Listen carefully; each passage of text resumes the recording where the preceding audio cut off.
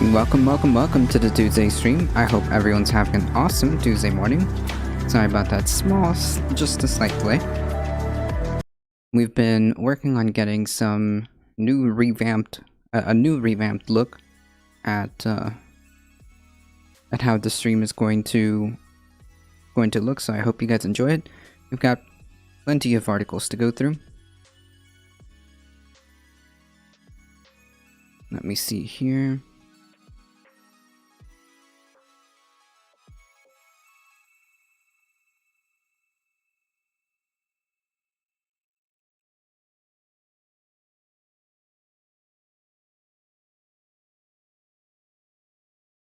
Okay, I think this might be funny. Let's check it out.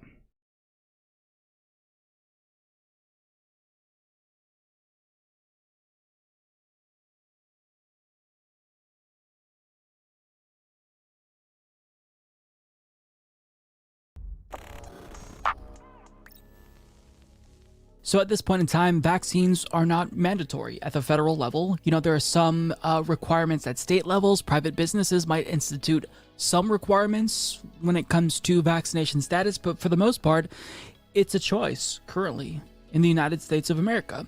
So you would think that if Republicans actually cared about their base, they would be encouraging them to make the correct choice and to get vaccinated. But rather than doing that, rather than doing the sane and logical thing, they are playing into this anti-vax narrative and further making it seem as if people who are vaccine hesitant and anti-vax outright are actually the victims who are currently being victimized by a non-existent government boogeyman that will be showing up to your doors, holding you down and vaccinating you. Spooky. I mean, I'm being purposefully hyperbolic here, but I want you to see some of the bills that Republicans are introducing and passing around the country, because the way that they are making it seem is as if discrimination against anti-vax individuals is comparable to people who have been discriminated against historically on the basis of race, gender, and sexual orientation. They literally are trying to make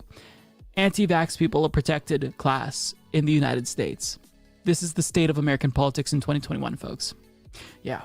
So as Caitlin Owens of Axios explains, state Republican lawmakers around the country are pushing bills, at least one of which has become law, that would give unvaccinated people the same protections as those surrounding race, gender, and religion. It's basically a parody.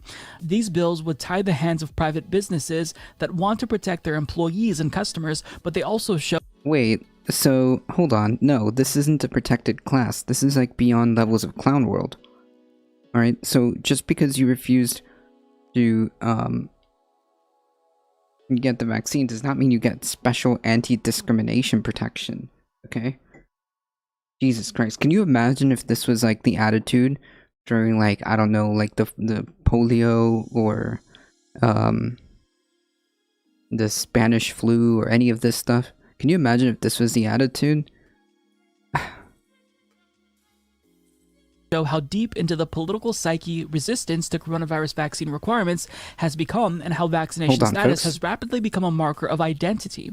The states with restrictions on vaccine requirements tend to have lower vaccination rates than those without such laws, and cases are on the rise in several of them. Montana has made it illegal to, quote, discriminate on the basis of vaccine status, with some exceptions within the healthcare sector.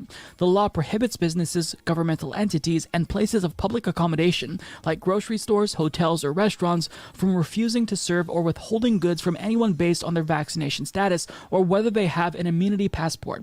Employers aren't allowed to discriminate against or refuse to employ someone based on the same criteria.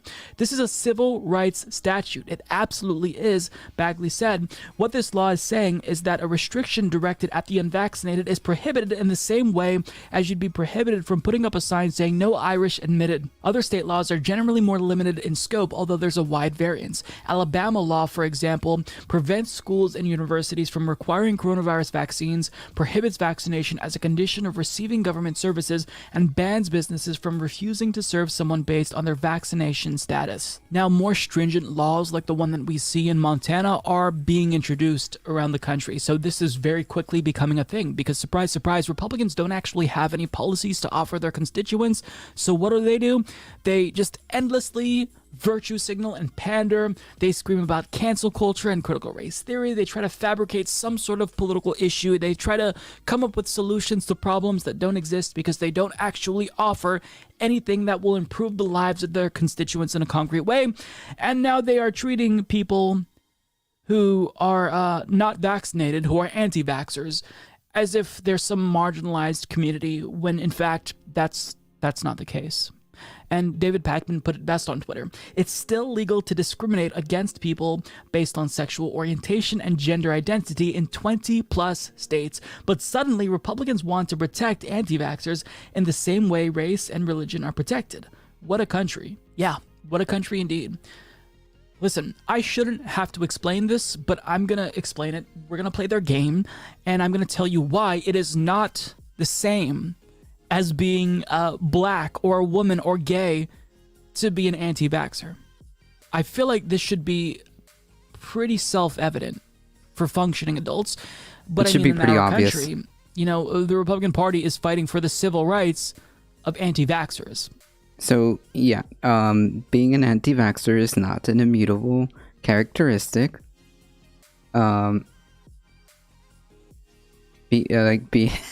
an anti-vaxxer is not not an immutable characteristic. And furthermore, like, time and time again, we've seen where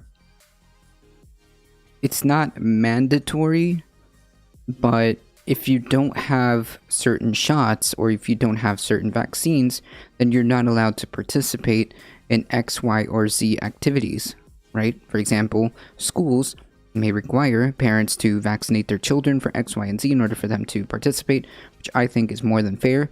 So on and so forth, right? I mean, this isn't new or this isn't new in any way, shape, or form. Hey, Darknet, anti-vaxxers aren't even a minority in America. True. As opposed to people who are actually being discriminated against in practice. So, listen, discrimination in and of itself is not an inherently bad thing, right? It has negative connotations, but overall, discrimination is a value-neutral term. I discriminate against barbers who don't cut my hair well, right? I'm going to choose a barber based on their ability to cut my hair to my liking. I'm going to choose restaurants and discriminate against restaurants who don't make food but to that's my liking. not... But the reason why discrimination against marginalized communities, people who are... I don't even know if I would even count that as a proper use of the word discrimination, but okay. Black, who are women, who are transgender, who are historically disadvantaged, the reason why discrimination against them is immoral is because we're discriminating on the basis of immutable characteristics. Somebody doesn't choose to wake up in the morning and be a woman. Right. Or choose to be black. But you do, however, choose to be a moron and not get vaccinated. That is a choice. True, and choices, or lack thereof, have consequences. They have social consequences. If you refuse to get vaccinated or refuse to follow CDC guidelines or refuse to follow any type of medical advice from your doctor, then the consequences of that is that you will be excluded, and not discriminated against, but excluded from certain activities, like going on a cruise, or I don't know, going on an international flight, because some countries may have different requirements. I mean, this is your choice. You don't have to do any of these things. Just like schools don't have to let your child in if they're eligible for vaccinations, or have to let your child go to school without a mask, or whatever it is for the public safety requirements be. So for them to equate the struggle, the fight for civil rights for women and people of color and the LGBTQ plus community with anti-vaxxers is so deeply offensive and profoundly stupid that I don't even have the words to explain how disgusted I am with this. First and foremost, there is no issue here when it comes to discrimination against anti-vax people. Sure, I mean, in certain social circles, it might not necessarily be acceptable to be anti-vax. I mean, I think that it should be socially unacceptable to get vaccinated. I think that we should pressure people. Right, like that's the whole point, right? It should be like, as a society, we should encourage each other to always, do what's best, right? I mean, like, I'm not going to tell somebody to, I'm not going to encourage people to eat incredibly unhealthy stuff, right?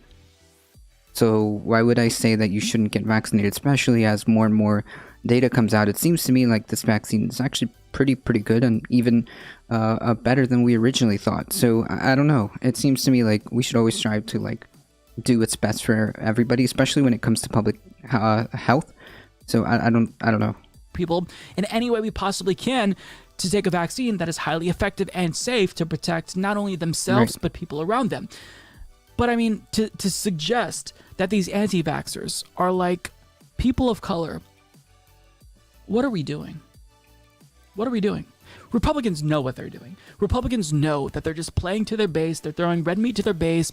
They're trying to make it seem as if, they're pro-freedom, pro-individual liberty, pro-civil rights, when in actuality, this party has been against civil rights at every step of the way throughout history. COVID-19 is a highly contagious, deadly virus. So the government actually does, like it or not, have the authority to mandate certain things if your liberty infringes on other people's rights. Right, true, but I still think that, like, what the government should be pushing for is essentially saying, you know what? If you don't want to get vaccinated, you're just not going to be able to participate in XYZ. There's people all over the world begging to be vaccinated, and you have these yahoos. True.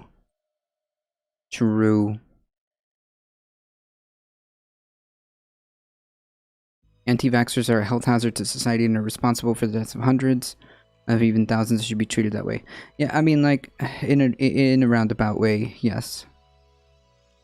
In a roundabout way. I mean, like, if you can't, if you don't want to follow the science or any type of like medical recommendation, if you don't want to follow any type of science or medical recommendation, cool, stay home and you be away from society. Just be all by yourself. You can't participate in schools. You can't participate in like large public events like sporting events or cruises or airplane flights or any of that. Can you imagine if we had this attitude in like the polio epidemics or the 1918 flu? Can you imagine if this is the type of attitude that we had?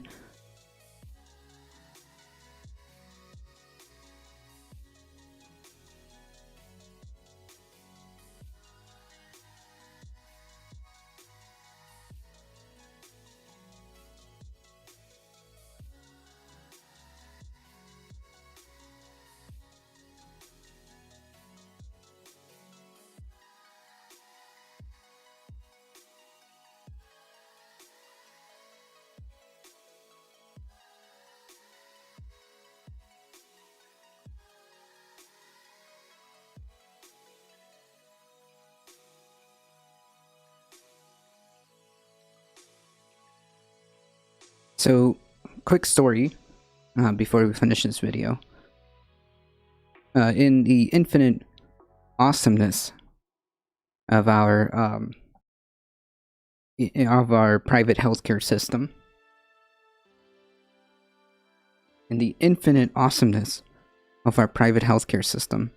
allow me to just do a little bit of an anecdote, Andy. Here. Of our awesome, just infallible, infallible private healthcare system. It currently is about week 3, and my partner, my girlfriend, has yet to receive her medication.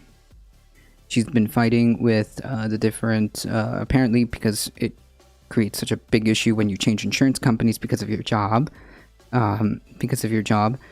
It created a whole poop storm when it came to coordinating with the insurance company, the pharmacy, the new pharmacy, the doc. It was just a whole mess because we have such a great system. that it is now week 3 without medication. Week 3.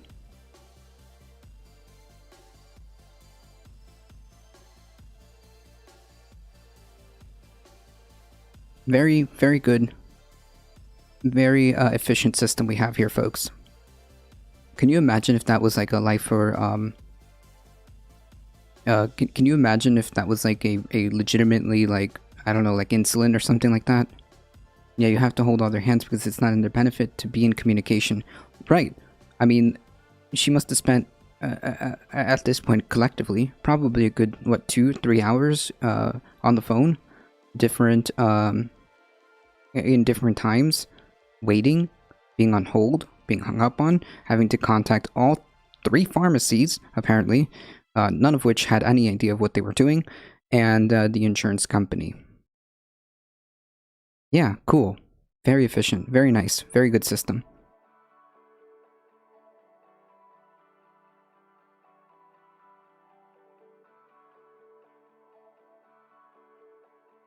I know this is just anecdote Andy, but I'm sure there's plenty of stories like this.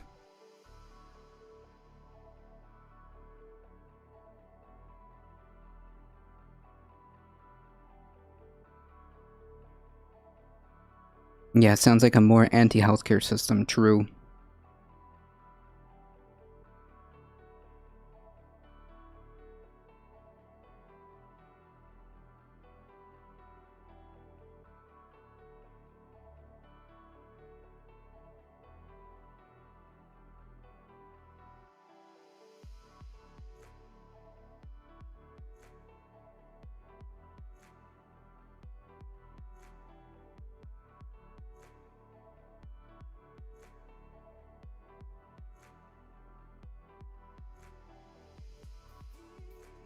Mid-COVID, I couldn't even get a doctor to refill my blood pressure meds, let alone an appointment, for 8 months. I had to break my pills in half and go to urgent care to get a refill. Oh wow. Hey KTS Shine, I just watched the Bezos launch. Dude went into space at the start of my breakfast and landed when I finished. Wow. Cool. Cool. I mean, there's not like an umpteenth amount of myriad of different things that that wealth could be used for, but I suppose playing Rocket Man is cool, right?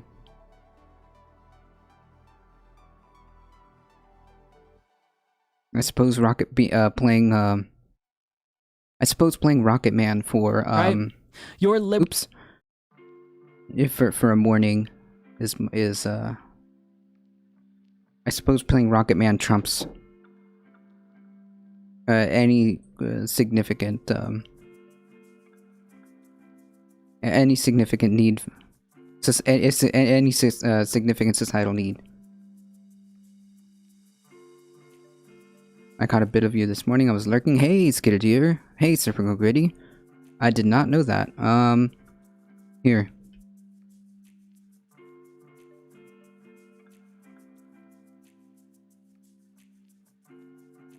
Okay. So, a couple of shoutouts. Serpico Gritty, twitch.tv/Serpico Gritty, and now that I know, twitch.tv/Skiddeer. I was lurking in my own stream, kinda.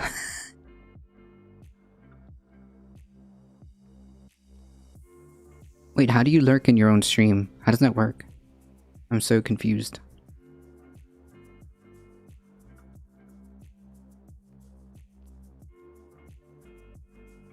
Liberty to swing your fist stops at my nose. You don't have the right to do that. Is it a restriction of freedom?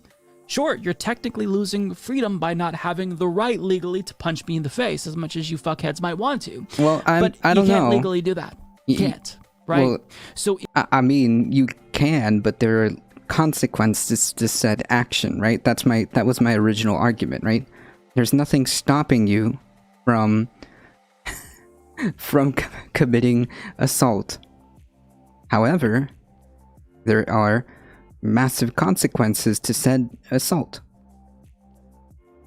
If you are using your freedom in a way that is directly harmful to others during a global pandemic, then I think that the government has a right to mandate vaccines in many settings. Now, I'm not saying that we should knock on everyone's door and forcibly vaccinate them by holding them down. I think that the government should, at the federal level and at the state level, create incentives to want to make people do the right thing for their own good and the good of, the public, right? I think that vaccine lotteries are a really great thing. That's a good incentive to make people make the right decision and to stop being stupid. I think that to suggest that, private businesses should be allowed to ask for vaccination status if, people who are vaccinated want to do normal things again, like go to concerts and whatnot. I think that that's perfectly fine. And to even have this conversation to me is insufferable because this is not a real issue and Republicans know this is not a real issue. So it's not like I'm trying to convince Republican lawmakers to stop being stupid. It's just that they're playing into the culture war. They're buying into the anti-vax hysteria and they're pandering. Yeah, so basically, like, I'm not saying like governmental agents coming and like strapping you down and as you cry out for help and as the needle goes into your arm. I'm not saying that. What I am saying is that, well, if you don't want to get vaccinated, that's cool. That's fine. You just can't participate in X, Y, or Z, and yeah, you stay home by yourself, unable to participate. Just yeah, that's it. You'd think that preventing death would be a good enough incentive, but I guess they're willing to die of COVID in order to own the libs. True! Anything to own the libs. You know what? You're doing a great job, folks. To the Keep worst owning the libs within their base, and it's irresponsible. How many more people have to die before we realize collectively as a society that vaccines are important? And if Mike, I am incredibly I'm incredibly sorry to announce that if this is the type of reactions that we're doing to a global pandemic, oh boy, are you gonna be surprised at what our response will be when climate change really starts hitting the fan. Ooh. Oh yes, and just a quick second, folks. Hardee's _T800, thank you for the offline follow. I appreciate that. Thank you. If this is how we handle COVID, oh man. Climate change is going to be a walk in the park. We're not going to mandate them and forcibly vaccinate people, which nobody's advocating that. Then we have to at least incentivize them. But states like Montana are saying, no, you can't do that because that's discrimination, actually. It's like, you're treating them as we treated historically marginalized groups, and that's bad. We don't want to, repeat the same mistakes we made before, right? So let's learn and let's treat anti-vaxxers as if they are a protected class. But that's not the case. They're not marginalized. They are stupid, and they're choosing to make reckless decisions that are a danger not just to themselves, but their peers. That's not the same when you're a woman or you're gay. Being gay isn't a danger to your peers. That's why these groups are not the same.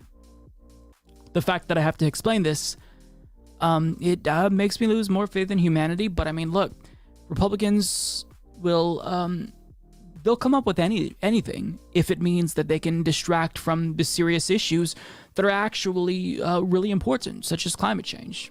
They don't want to talk about that. They don't want to talk about the healthcare crisis in America because our privatized healthcare system is exactly the way that they want it. They don't want to talk about the housing crisis because they think that housing should be, commodified. Hey, they don't want to talk about money in politics because they benefit from legalized bribes. True. Yeah, like, it seems to me like these people have no interest in solving any real issues, or even addressing them, or even acknowledging them. I mean, like, this isn't also saying, like, the Democratic Party is just, like, this awesome, super special, awesome, institution either, but they're slightly better, they're slightly willing to acknowledge some of these things. They live somewhat most of them live somewhat in the realm of reality. I don't know. You mean they tried to use a wall to stop people from fleeing unsurvivable conditions? True. And simultaneously also saying that accept all Cuban refugees. Republicans are really effective at making nonsense issues appear 50-50. They master these false equivalencies. Unfortunately, these tactics have consequences, particularly with climate change. The idea that there's like this somehow like debate about climate change is unbelievably wild to me, right? The idea that there's some kind of like that there's some kind of division between like the scientific community when it comes to climate change is unbelievable to me.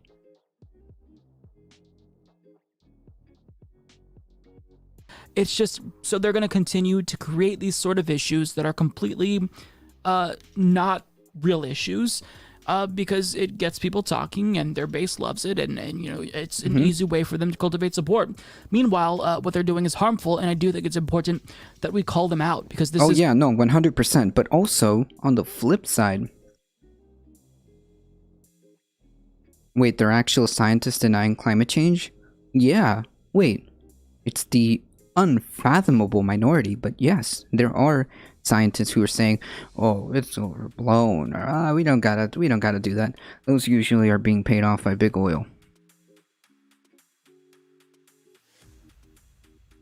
Much like how doctors used to say, or were paid to say, much like doctors were paid to say by big tobacco, that tobacco is absolutely safe. There's no problems here whatsoever. Yeah, they're just like how that happened back then. There are scientists, although albeit very, very, very, very, very, very, very, very small, scientists will play defense because they're paid to. Stay tuned to less than 0.01, denying the...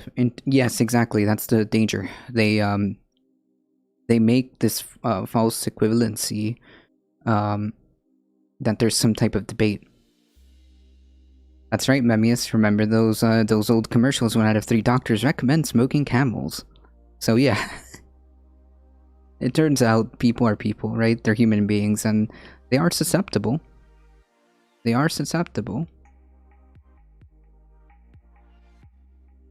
This is... oh yeah, so what I was going to say was... this is incredibly frustrating. This is incredibly worrisome because it just prolongs this pandemic when it doesn't really need to be so, right? Like, we need to understand that there is a way out of this, and that's by getting as many people vaccinated as quickly as possible. Try to get to that 70+% herd immunity, if possible at this point. I don't know.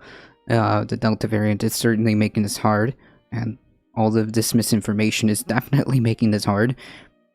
But one thing to take away from this is these Republicans are incredibly effective at milking this, right? And you know what that does? It increases their turnout. What they're doing is prepping their base for the 2022 midterms for turnout, because they understand, which I would hope it would behoove the left to understand this. What they're doing is gearing up for getting their folks out to vote. That's what this is. That's what this is. So it would behoove us to learn this lesson. Just, it's wrong on so many levels.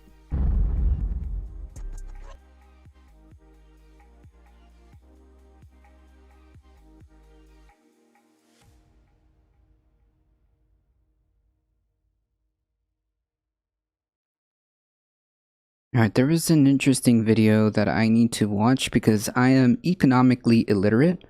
So I kind of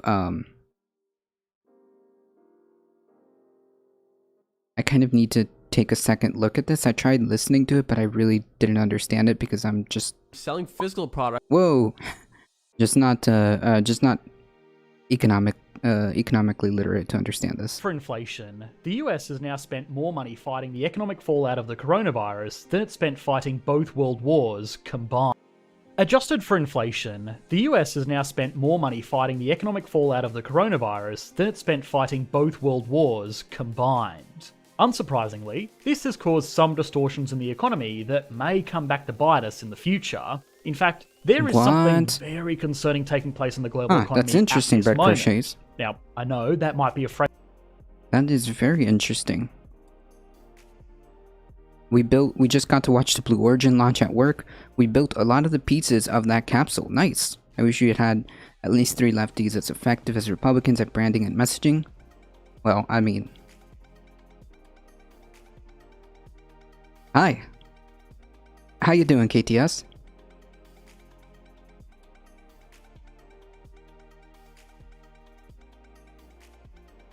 Phrase that you're sick of hearing, especially in these last 18 months. But this may genuinely be one of the defining issues of the next 2 decades, and nobody's really talking about it. And what is this issue? In essence, the Federal Reserve Bank of the United States, as well as a selection of other central banks from around the world, are being forced to take back all of the cash that they... I'd like to announce my, I'd like to take this opportunity to announce my, my candidacy for local office. have been busy printing to fund stimulus efforts. The Fed's reverse repos recently spiked to $1 trillion, which effectively undid over 8 months of quantitative easing efforts. Now, if you're not sure what all of this means, fear not. We're going to explain it all in this video because it's genuinely important that everyone has at least a general understanding of what's going on here. If you do understand it and think that taking cash out of circulation is a good thing right now, especially in light of fears about hyperinflation, well, maybe you might be right. But if that was the case, this would be at best a temporary solution, or at worst, something that will mask the problem only to make it much worse later on. But to be able to draw your own conclusions on this matter, you're going to need to understand a few things. So, what are these Fed Reserve repos that have economists so concerned? Why are people saying this could ease the risk of hyperinflation? And finally, why might this phenomenon make everything, including inflation, worse in the long term? Before we get into this video, first, a huge announcement. After many months of work and too many cans of Red Bull to count, Run for City Dog, catch up on your campaign through Halloween candy and Prime subs. There we go. Skillshare. The name of the course, drumroll please. How not to suck at speaking Aussie. Hold on. Excuse you. Show on your own time. Treasure. Hold on, this is important treasure. Though. An absolute legend, Steve Irwin. Probably Steve Irwin is a personal hero. There should be statues to Steve Irwin all over the place. Crikey is an Australian accent and using the link in the video description below. Upon signing up, you'll receive a completely free trial of Skillshare Premium, which will give you instant and unlimited access to not only my course, but thousands of other courses too. After your trial, it's just $10 a month with an annual plan. The link is in the video description below. Okay, so repos or repurchase agreements are simply a financial instrument that is a secured, very short-term loan, sometimes as short as a day or two. For example, if a company pays all of its employees on the 15th of the month, but they just purchased a huge new piece of equipment on the 13th, they may be in a position where they don't have enough cash on hand to pay their employees. Now, instead of delaying people's paychecks or going through the lengthy process of applying for a business loan, the company simply calls up their bank and agrees to sell this shiny new piece of equipment to the bank itself. Say this piece of equipment was worth $1 million. The bank would likely only buy it under such an agreement for $500,000, but written into the terms of this contract would be the requirement for the bank to sell this machine back to them for, say, $501,000 at the end of the month. Normally during this time, the company will also be allowed to keep on using this big fancy machine as well. This is a great deal all around. Right, but like here's the problem with all of this. I understand that like sometimes like this kind of like facilitates or alleviates some, I would say, hoops would be the word, but the question would be, in the long term, does this just create more problems? And is this really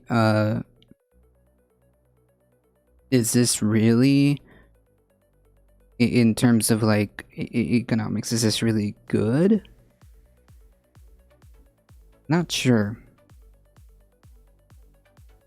It's like people are constantly. So what this tells me is like people are constantly running, in circles, right? Like the hamster wheel, right? Because you need to make sure that you can pay your employees, but also you need this.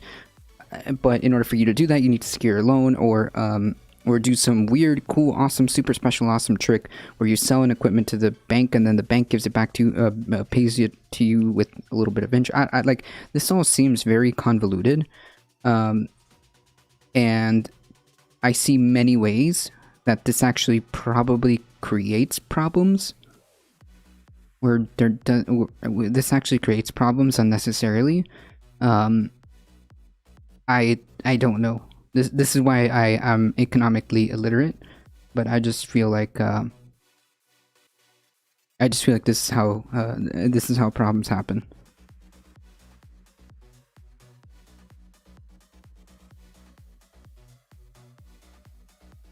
That happens with the housing market? Interesting. Not to ruin the mood, but today marks the 1 year since passing of Michael Jamal Brooks, RIP Michael Drew.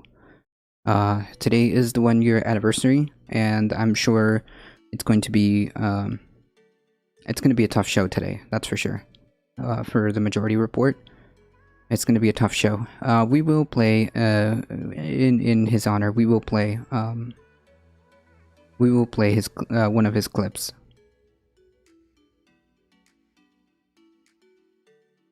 I think the most important, like, out of all, if there's anything that you can take away from Michael Brooks is be kind to individuals and ruthless to systems, right? Or something to that effect, right? And just be kind to each other and solidarity. Hey, spread it forward.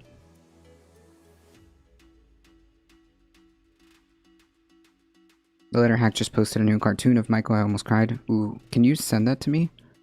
AJ Duenas, thank you for the follow. I appreciate that. One of the books I disappeared was requested via interlibrary loan. Oh, who would ever do? I'm certainly not going to rejoice that I can't go to someone. Oopsies. The Fed uses repos to stabilize the economic system or remove excess liquidity in the case of reverse repos. Yes, they'll get into that.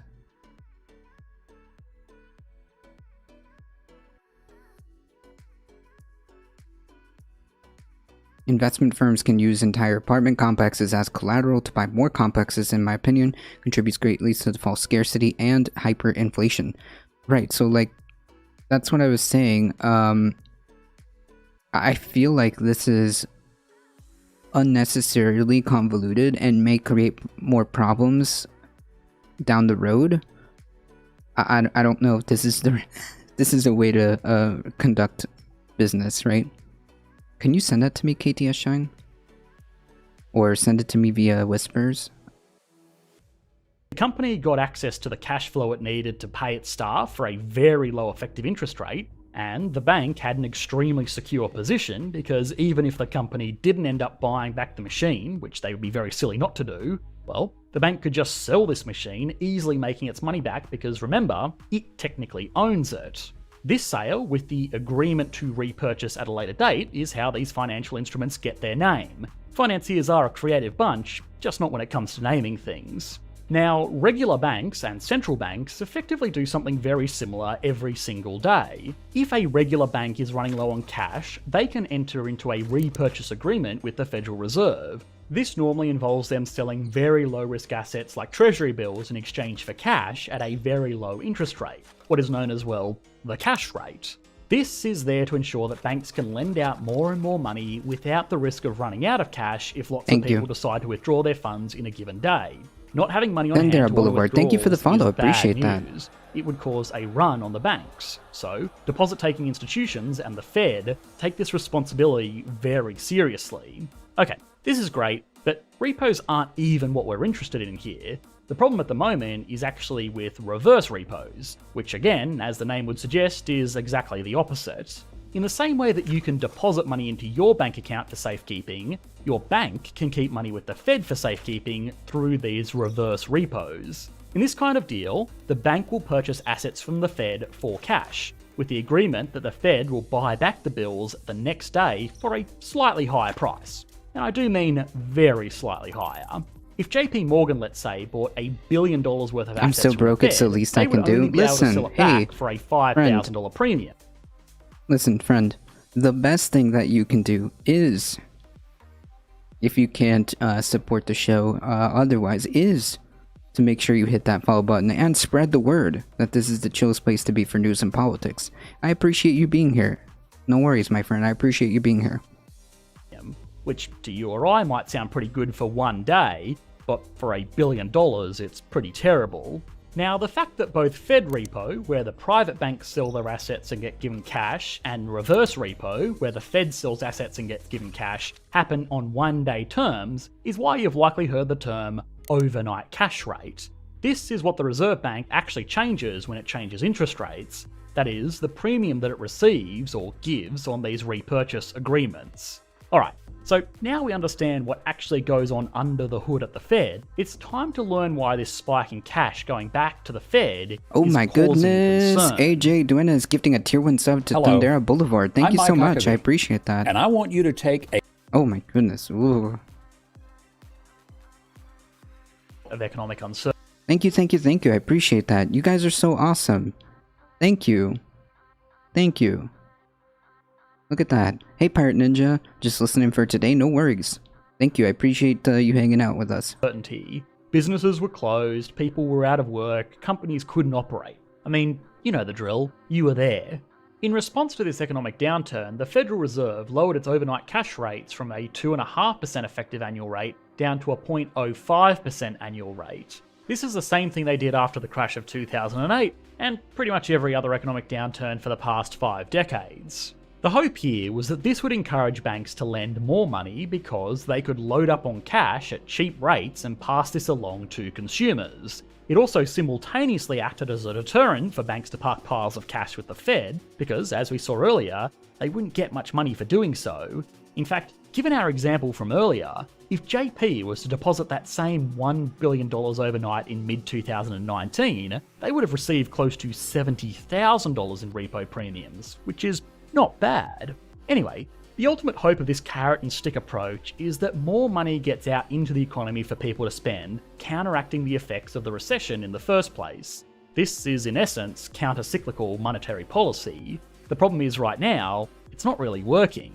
You see, a lot of money has been created recently to fund the various stimulus efforts that went into fighting the coronavirus. Everything from the Paycheck Protection Program to those 14 Now, hold on. check. Can somebody, because like I have trouble understanding the the way the stimulus was actually produced, right? Because like I heard or I understood that it wasn't necessarily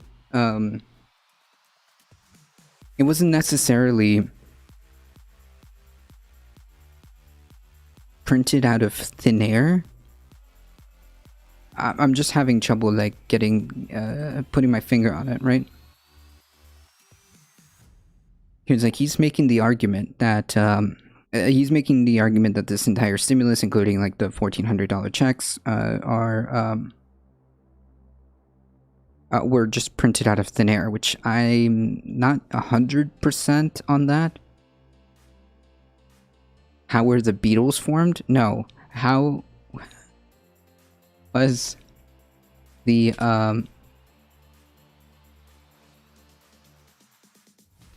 stimulus paid?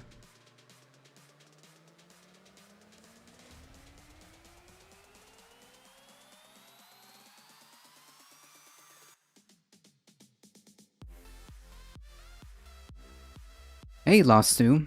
We're supposed to believe it came from the Federal Reserve, right? But it wasn't like one of those things where they just said money printer go burr, or how exactly did we get to that 1 point or however many trillions? Yeah, Lost Sue. Who would you like to raid? All fiat money is created by ledger entry. Oh, okay, so that's the terminology I heard. Ledger entries. Okay, Got you. Federal spending is all money printer. Got you. Gotcha. Can everybody go to twitch.tv/LostZoo? Please. Check them out.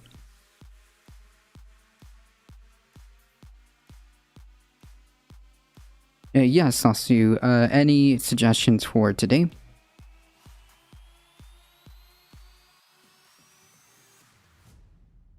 Okay, so for all intents and purposes, it is like a money printer gober. Gotcha. Was paid for with nice fresh piles of new money, but despite the usual imagery, almost none of that money was kept as cash, but rather it's kept digitally in people's bank accounts. Now, normally banks would take this money and loan it out or invest it, and that's how they make their profits, but they're kind of limited on how they can do that right now.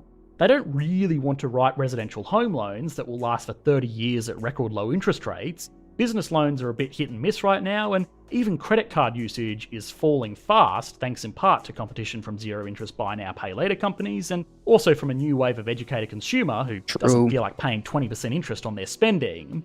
What's more is that a lot of banks are afraid to invest into the stock market while it's so hot. Camazotz is doing a charity stream for his 500 left. So they do try to remain to raise the 3K goal conservative with their investments. For the Milwaukee. So banks are holding on to piles of cash on behalf of a nation of businesses is an all-volunteer organization fighting to end housing insecurity. Nice. The largest stimulus effort Hold on. in history. Is a organization fighting to end housing insecurity and the commodification of housing altogether through direct action. They're organizing to challenge evictions. Nice. To win demands from negligent landlords. Nice. And work towards community control of housing for everyone with the eviction moratorium ending. They will be busier than ever, so please donate what you can to help. Oh yes, absolutely, LostZoo. We will be raiding into Zotz's stream then, if that's the case. Pro tip: take out loan on money printer, print money, and then buy back the money printer. True. This is sound. Hey, sourcing, how's it going?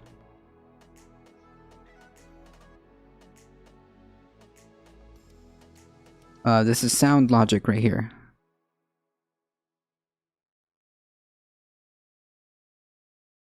Cool. All right, so yes, LostZoo, we'll definitely be raiding into that. But okay, maybe this isn't awesome for the quarterly profits of financial institutions, but it still doesn't sound that bad, right? Well, it might, for two reasons. For starters, it shows that the overall confidence level of participants in the economy is very low. Everyone from working class individuals to the largest banks in the country are hoarding as much cash as they possibly can, just in case. Just in case they lose their job, just in case their business is forced to close again, though? Just in case there are better investment opportunities that present themselves in the future. So wouldn't this increased savings rate so like instead of like applying these like weird wonky economic like these weird wonky like solutions, if the problem is that there is an all-time low in terms of like, I guess you would call it consumer confidence or like economic confidence, not only from consumers but also from banks and financial institutions, why not fix that? I'm not sure how making these like wonky policies are going to fix it. So much a problem in and of itself. Rather, it's just a warning sign that people might not be 100% confident in the future right now. What could be a problem is that this much money sloshing around fundamentally limits some of the control over the economy. This all has to do with something that economists refer to as the velocity of money. Which is something that actually Tory News was explaining, but you know, and hyperinflation. Like I said, I'm not too economically savvy to fully understand it. Last month, a lot of people said that the risk of sustained inflation wasn't huge because the velocity of money was at all-time lows. Now, in fairness, this is half correct. So are the doom and gloom economists wrong? I also know that like people like Richard Wolff, fast money changes. People like Richard Wolff have talked about this too, right? Economists like Richard Wolff have talked about this. Like, we're looking, so according to them, we're looking like at some potentially like really tough times ahead, but also On the same hand, or on the other hand, we have the Fed, the Federal Reserve, telling us that this is all just temporary, that this is all temporary due to supply chain issues that it will self-correct, and we'll see. But Jesus Christ. It's a known issue with monetary policy during a recession, hence they're saying you can't push on a string. Yeah, it's amazing that this system works at all. Hence, the government has to step in with fiscal policy. True. Inflation is complex. Additionally, inflation is measured on a yearly timescale. Spikes are not necessarily actual inflation. That's right. His hands, normally measured on a quarterly basis. If, for example, you spend $1 at a local convenience store and then that dollar gets given to an employee of that store who in turn I reject that. I like snakes. On buying an iced tea from a vending machine, then the velocity of money would be 2 for this quarter. Now, this in turn means that we can actually work out GDP using this measure. GDP simply equals the money supply multiplied by the velocity of money. And if we wanted to get really technical, we could work out real GDP, that is GDP adjusted for inflation, by putting the whole right-hand side of this equation over the inflation rate plus 1. I'm sorry to bring maths into this, but don't worry, it's actually pretty simple and you'll see why soon. Now, here is the thing. The velocity of money normally hovers around 1.5 to 2 transactions a quarter in the USA. It has been trending down in recent years, but after the fallout of the coronavirus, it fell off a cliff. Now, this was caused by 2 things. For starters, we've all seen the money printer memes. My God. More cash in circulation meant the transactions as a portion of this increased pool of cash was naturally lower. Increase the denominator, the result gets smaller. But what's more is that, as we saw earlier, people are spending less money, either out of fear or lack of opportunity or lack of ability to get outside and spend up. People are just sitting on their piles of cash. Now, of course, this won't last forever. The money supply won't decrease, but people will eventually go out and spend it. So, let's map out what happens with that. Let's take our equation here again. If the velocity of money is to bounce back to a somewhat normal level, let's say increasing from 1 average transaction a quarter to 1.5 average transactions a quarter, that would mean either real GDP would have to increase by 50%, the money supply would need to contract by 33%, or indeed, inflation would need to increase by 50%. Now, ask yourself, what do you think is most likely to happen? No idea, sourcing. If you don't I failed your test. Think of it like this. Imagine the economy is a balloon. The air inside that balloon is the money supply and... Yeah, this is why I'm trying to, make sense of it. This is exactly why I'm trying to try to make sense of it. Thandara, the stuff in Bitcoin is so hard for me to understand. True. And the balloon bursting represents hyperinflation Armageddon. Now, you can pump a lot of air into this balloon and eventually it will burst. But if the air molecules aren't moving around very fast in there, you'd find that you have to put a lot more air in there than you might expect. On the other hand, if you increase the velocity of the air particles in this balloon, you will find that the air expands, eventually bursting the balloon even if no more air was actually added. Or, worst case scenario, let's say you pump your balloon full of air while it's really cold, and then wait until it heats up. Yeah, it's gonna pop. Don't believe me? Well, it's like 1,000,000 degrees in America at the moment, so go and try it out for yourself, while I enjoy winter down here in Sydney. Economists are worried that we are pumping the economy full of cold money at the moment. Don't think for a second climate change won't come for you too. But as things heat up again and those particles of money start moving around, we might have a problem that we are ill-equipped to handle. Am I being overly pessimistic here? Well, probably. Nobody can predict the future, least of all people on the internet, or economists, or worst of all, economists on the internet. Look, hopefully it will be some combination of all 3 of these factors, and hopefully it will happen very slowly. 50% inflation in 2 years is devastating. 50% inflation over 20 years is perfectly fine. But in the meantime, we need to come to terms with the fact that we are sitting on top of a lot of dry powder at the moment. And the thing about dry powder is that if you're not careful with it, it has a tendency to blow up in your face. He's using equations. This video was made possible. True.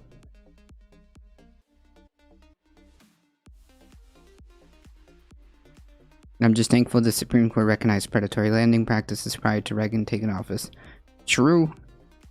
I understand through practice, not usually by listening. There are some PlayStation cheat codes I know by repetition, but I wouldn't be able to share it with another person by explaining.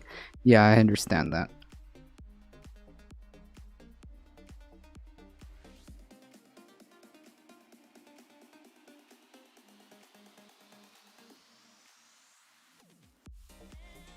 Wait. Is this a joke? If so, very nice joke.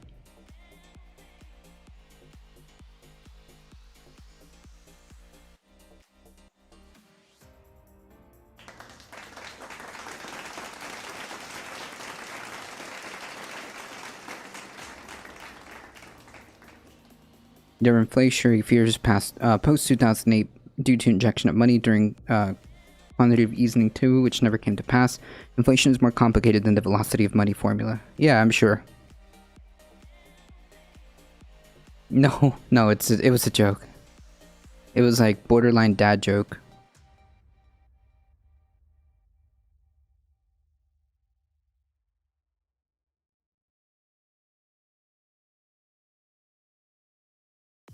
Just like we've been saying, please take COVID serious. No. Just like we've been saying, please take COVID seriously. I can't say it enough. Enough people have died. We don't need any more death. Research like crazy. Talk to your doctor, your doctors, medical professionals you trust based on your unique medical history, your current medical condition, and you and your doctor make a very important decision for your own safety. Take it seriously. You also have a right to medical privacy. Doctor-patient confidentiality is also important, and it absolutely makes sense for many Americans to get vaccinated. I believe in science. I believe in the science of vaccination. Just like we've been saying, please take COVID seriously. I can't say it enough. Enough people have died. We don't need any more death. Research like crazy. Talk to your doctor, your doctors, medical professionals you trust based on your unique medical history, your current medical condition, and you and your doctor make a very important decision for your own safety. Take it seriously. You also have a right to medical privacy. Wow.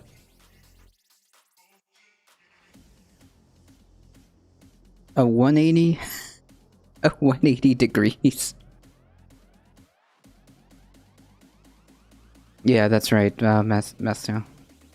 Inflation happens when the amount of money exceeds the ability for people who use that money to produce new value. This is why federal spending doesn't necessarily cause inflation and can even prevent inflation.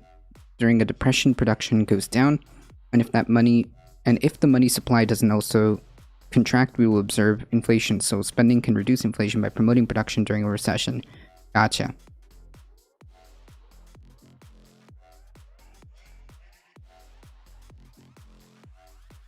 That's right, spread it forward.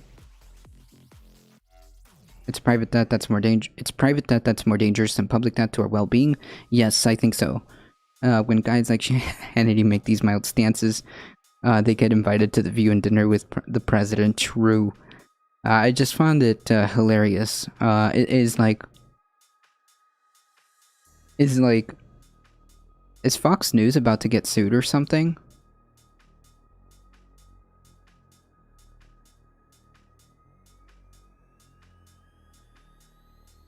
Is Fox News on the cusp of going the ways of OANN or Newsmax, who are getting sued?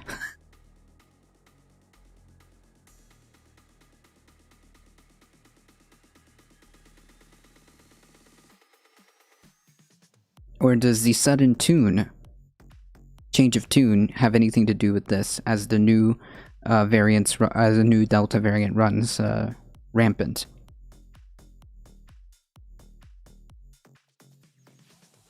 Yeah, it's Fox News, Fox doing a see ya, covering your ass. True.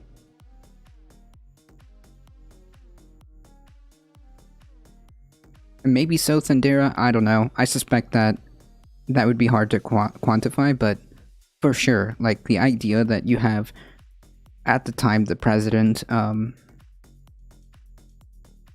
downplaying the pandemic, the horrible responses, and all that stuff. Not only that, a lot of the misinformation perpetuated. Yeah, he's one of the good ones. Public debt is largely irrelevant if that public debt is based in the fiat currency of the public. Gotcha.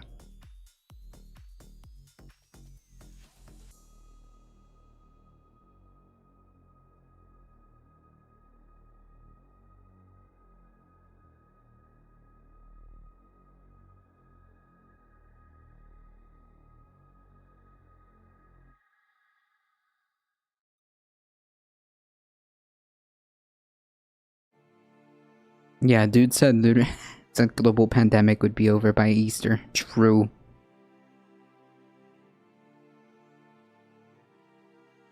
The global meat industry is using tobacco company tactics to downplay role in driving climate crisis. Wow. Surprise Pikachu face. Companies lying? No way. Huge spike of infection about 1 week, which will be 3 weeks after the weekend of 4th of July. Oh yeah, that's true. Please be safe. Please take any type of precautions.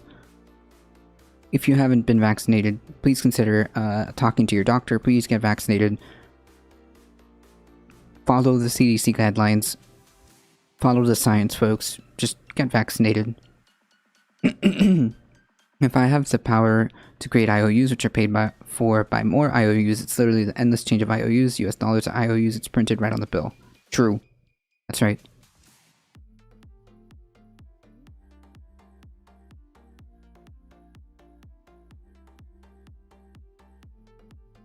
Yes, then there are.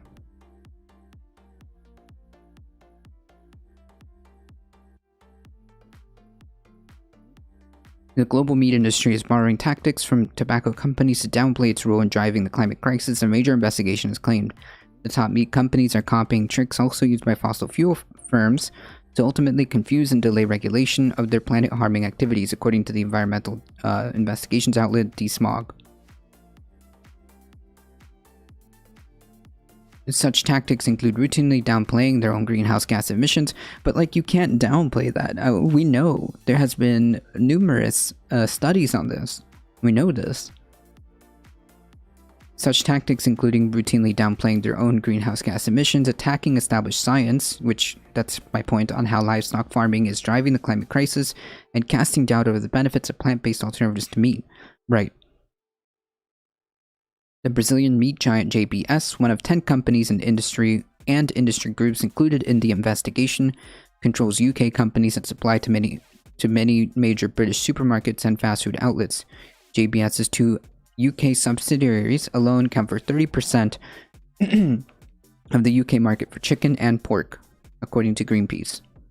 Tobacco didn't challenge the existence of lung cancer, but they kept denying and deflecting the causal link of smoking, and that's what we're seeing with beef and dairy. Dr. Jennifer Jackett, an associate professor of environmental studies at New York University, told The Independent. Beef and dairy don't deny that climate change exists, but they're carrying out actions to try to convince us that the causal chain isn't there. Right.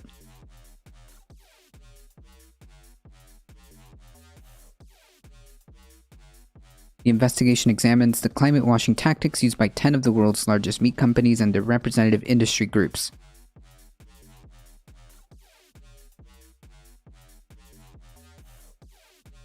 The production of meat and dairy accounts for 14.5% of all greenhouse gas emissions, and the world's leading scientists say diets must change if the world is to meet its target of limiting global temperature to 1.5 above pre-industrial levels. Yeah, that's not happening. This message was reiterated in England's recent landmark national food strategy, which called the country to cut its meat consumption by 30% in the next 10 years. DeSmog claimed that 4 of the meat companies analyzed and underreported their annual emissions when compared to estimates from sustainable farming NGOs. These companies included US-based Tyson Foods, of course, pork and beef company, Danish Crown, Vion, and JBS. Anna Jones, the head of the food and forest at Greenpeace UK, told The Independent that this important investigation brings to the fore a dangerous and systematic approach by the meat industry to cover up its role in the climate and nature crisis. Right, because like, I mean, it's not only just the farming of the cow, dairy and meat, like with the cows. It's what entails to make that happen, that is incredibly harmful, right? You have to clear large swaths of land. There's also questions of like how you do that. I mean,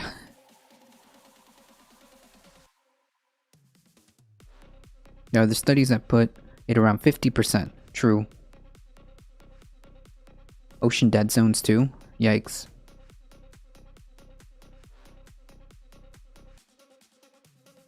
I'm down as fuck if everyone's down too. I'm fine with my vegan chicken nuggies. Yeah, like, I'm not opposed to that. I've had vegan chicken nuggies. JBS environmental and social destruction become a global scandal in 2009 following our own investigation, and yet the company continues to get away with large-scale deforestation and faces little to no consequences. And that's the problem.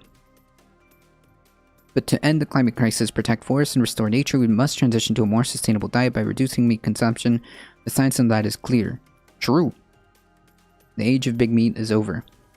Jonathan Elmer, a Green Party spokesperson, said the investigation should bring out urgent action from the government. Should.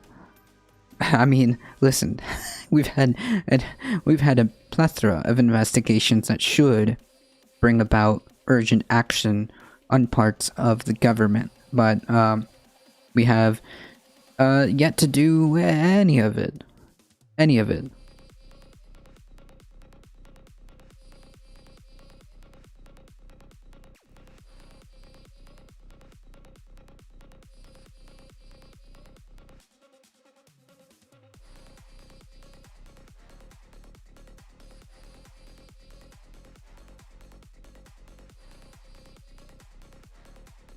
This investigation throws a welcome spotlight on the environmental impact of the meat industry and offers more evidence that we must now see the end of factory farming for good.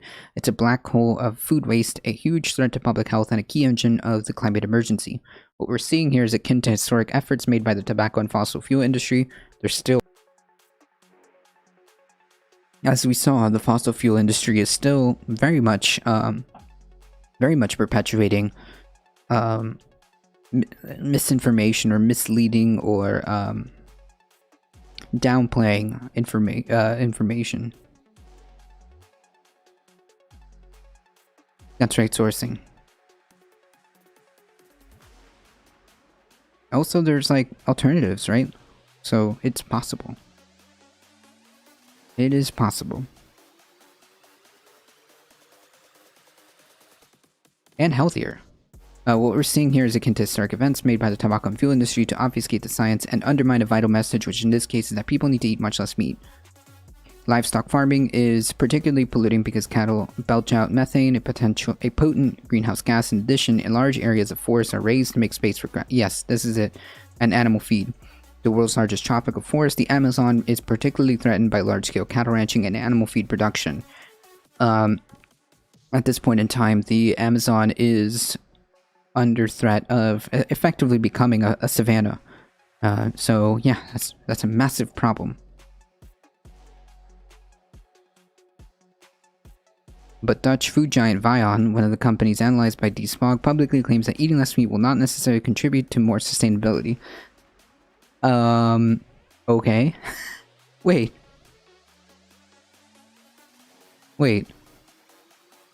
On its face, that just doesn't make sense. On its face, that doesn't make any type of sense, right? I mean, how do you farm for said meat? Well, you have to cut down large areas of important forest. I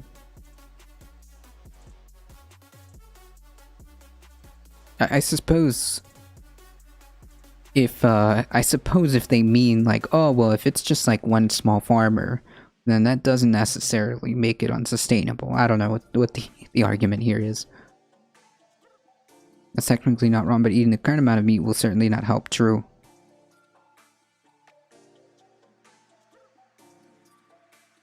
You just need to be sure to understand how to get the nutrients you need. Yes.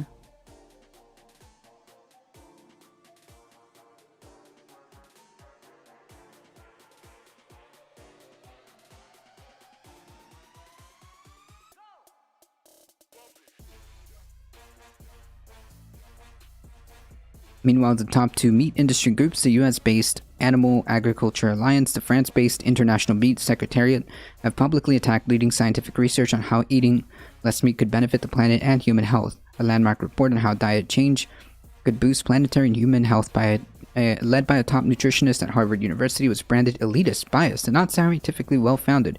Well, then how the hell did they make these assumptions? They didn't just make this up.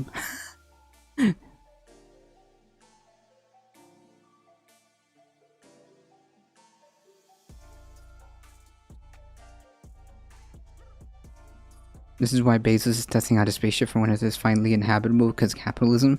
Well, here's the cool thing. We are nowhere near... we are nowhere near having the technology for these people to escape the planet. I mean, like, we can't survive in space for more than, at most, a few months. And even then, the folks that come from, like, the International Space Station and stuff like that, like, their bodies are atrophied and they have to, like, get, they have to spend, like, a lot of time rehabilitating their bodies and stuff like that. No, we're nowhere near. We're nowhere near.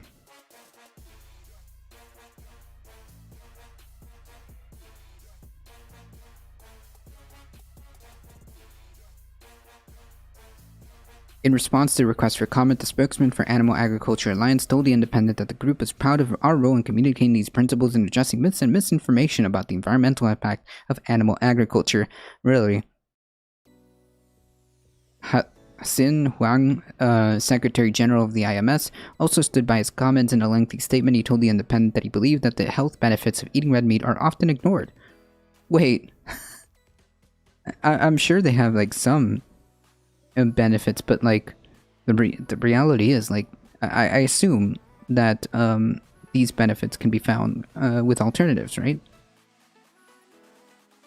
Livestock sector is often too unfairly represented. In addition to downplaying their emissions and attacking science, the meat industry players are routinely also attempting to paint themselves as a solution to the climate crisis. Yeah, this is classic, this is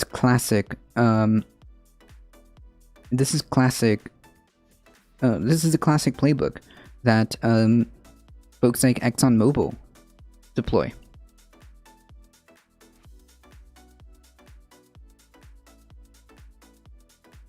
For example, UK's Agriculture and Horticulture Development Board, a levy board representing British farmers, is one of many groups promoting the idea that grazing cattle could help tackle the climate crisis by stimulating soil to take up more carbon from the atmosphere.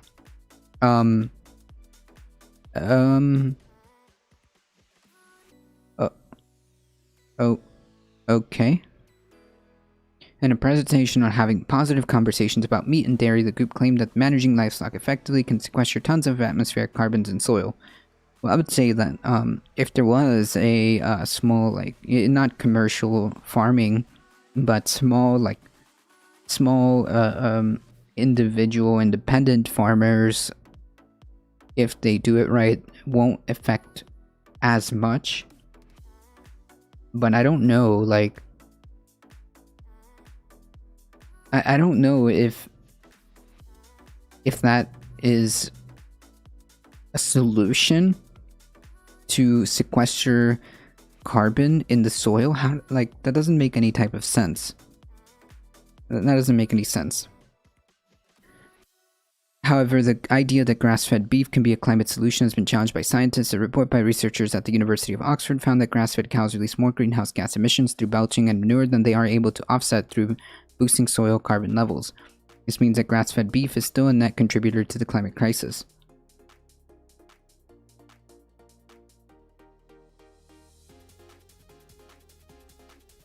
Increasingly hide the carbon, true. Regenerative cattle farming has been totally debunked. Yeah, I see that here. I mean, like, it doesn't make any sense. In a response to request for comment, the spokesperson from the AHDB said that all of its claims are backed up by evidence and data. Cool, so show it. There are a number of reports and studies that show support the statement that managing livestock effectively can sequester tons of atmospheric carbon in soils. Please note that this is not claiming that more carbon is sequestered than emitted. Wait. Wait.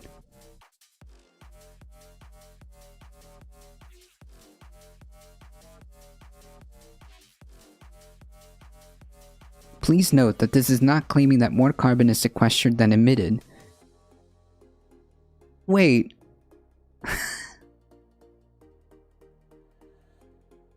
Oh, okay.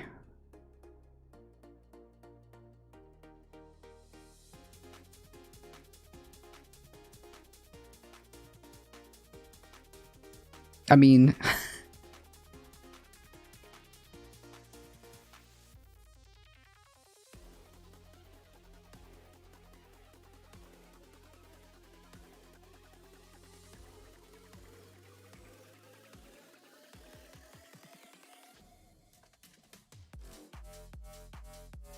So we're gonna die because of cow perps? Finally, Twitch loaded for me. Hey, how's it going, Jesse? I don't know if, like...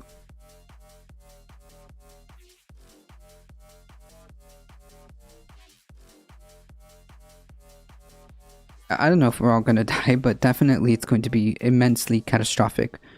Sendera. It's going to be immensely catastrophic, and there will be hundreds of millions of people, maybe more, who are going to be, who are going to suffer. And no one is immune from the effects of climate change. Oh, I'm sorry to hear that, Jesse. I got laid off yesterday, and now I have to tell my staff. Yikes. The Green New Deal actually contains this nonsense? Oof. Tough times ahead. I hope everyone has something to hold on. True. Very good point. I could have sworn that initially it was framed otherwise. Right, so like, wait, hold on. You just claimed that actually this is a, this has a positive effect. So yeah, you just lied in the simultaneously same, like, in the same breath. Amazing. Except the mole people. The independent approach all the companies and industry groups had mentioned for comment. A spokesperson for JBS said that the company recognized the importance of reducing our environmental impact to combat climate change. Okay. And? Means nothing. Our own science teachers are disappointed in the climate change deniers. I remember learning it in elementary. Yeah, we learned this from quite some time. Earlier this year, JBS became the first major global meat and poultry company to commit to net zero emissions by 2040. How? Like, how? I don't get it. How are you going to emit net zero? I don't know. To support our net zero ambition, we've committed to direct emissions from direct emissions from operations. What about the indirect ones? The indirect effects that you have by doing this? By 2030. Cool. Yeah, no, this is just PR stunts, platitudes, I suppose would be the word.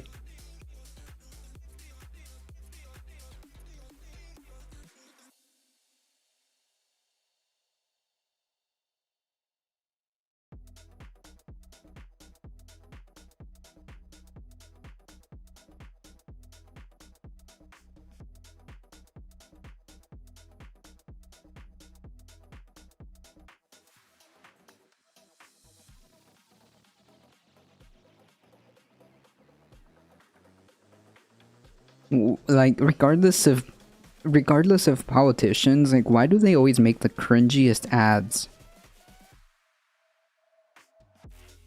A 1972 study out of MIT predicted that society will collapse within the 21st century, and a new analysis of that study shows us that we are right on schedule. So in this video, I will break down exactly what this study tells us, show you some of the models, but also at the end, I'll discuss that there is basically a way lying with out a of veneer this, of plausibility. exactly, True. How. First up here, so Vice covered this. Let me give you the breakdown. In 1972, a team of MIT scientists got together to study the risks of civilizational collapse. Their system dynamics model, published by the Club of Rome, identified impending limits to growth, LTG, that meant industrial civilization was on track to collapse sometime within the 21st century due to over-exploitation of planetary resources. The controversial MIT analysis generated heated debate and was widely derided at the time by pundits who misrepresented its findings and methods. But the analysis has now received stunning vindication from a study written by a senior director at professional services giant KPMG, one of the big four accounting firms as measured by global revenue. The study was published in the Yale Journal of Industrial Ecology in November 2020 and is available on the KPMG website. It concludes that the current business-as-usual trajectory of global civilization is heading toward the terminal decline of economic growth within the coming decade, and at worst could trigger societal collapse by around 2040. Now, this new analysis looked at data across 10 key variables to arrive at this conclusion, including population, fertility rates, mortality rates, industrial output, food production, services, non-renewable resources, persistent pollution, human welfare, and ecological footprint. Now, it's important to note here that this does not mean that humanity itself will all die. What this does mean is that essentially capitalism will collapse. So more on this from the study. Study author Gaia Harrington told Motherboard that the MIT World 3 model's collapse does not mean that humanity will cease to exist, but rather that economic and industrial growth will stop and then decline, which will hurt food production and standards of living. In terms of timing, the BAU2 scenario shows a steep decline to set in around 2040. Now, I'll get to the scenarios in a second here, including BAU2, what that means and what these graphs show us. But just to understand here, this is, as I said, essentially predicting the end of capitalism, a halt to growth and then a decline in resources, population, food, while there's an increase in pollution. Now, before I get into showing you these models a little closer, I do want to share a couple of tweets here just around the issue of capitalism. So I saw these from Megan Day. This is not in relation to this study, but it does apply, as you'll see. So Megan Day tweets out here responding to President Biden's comments saying that capitalism is alive and very well. Megan Day replies saying, capitalism means that a small minority owns everything required to meet human needs. Unable to meet their needs independently, the majority have to sell their labor to the minority for less than it's worth in exchange for a wage with which to purchase their own means of survival.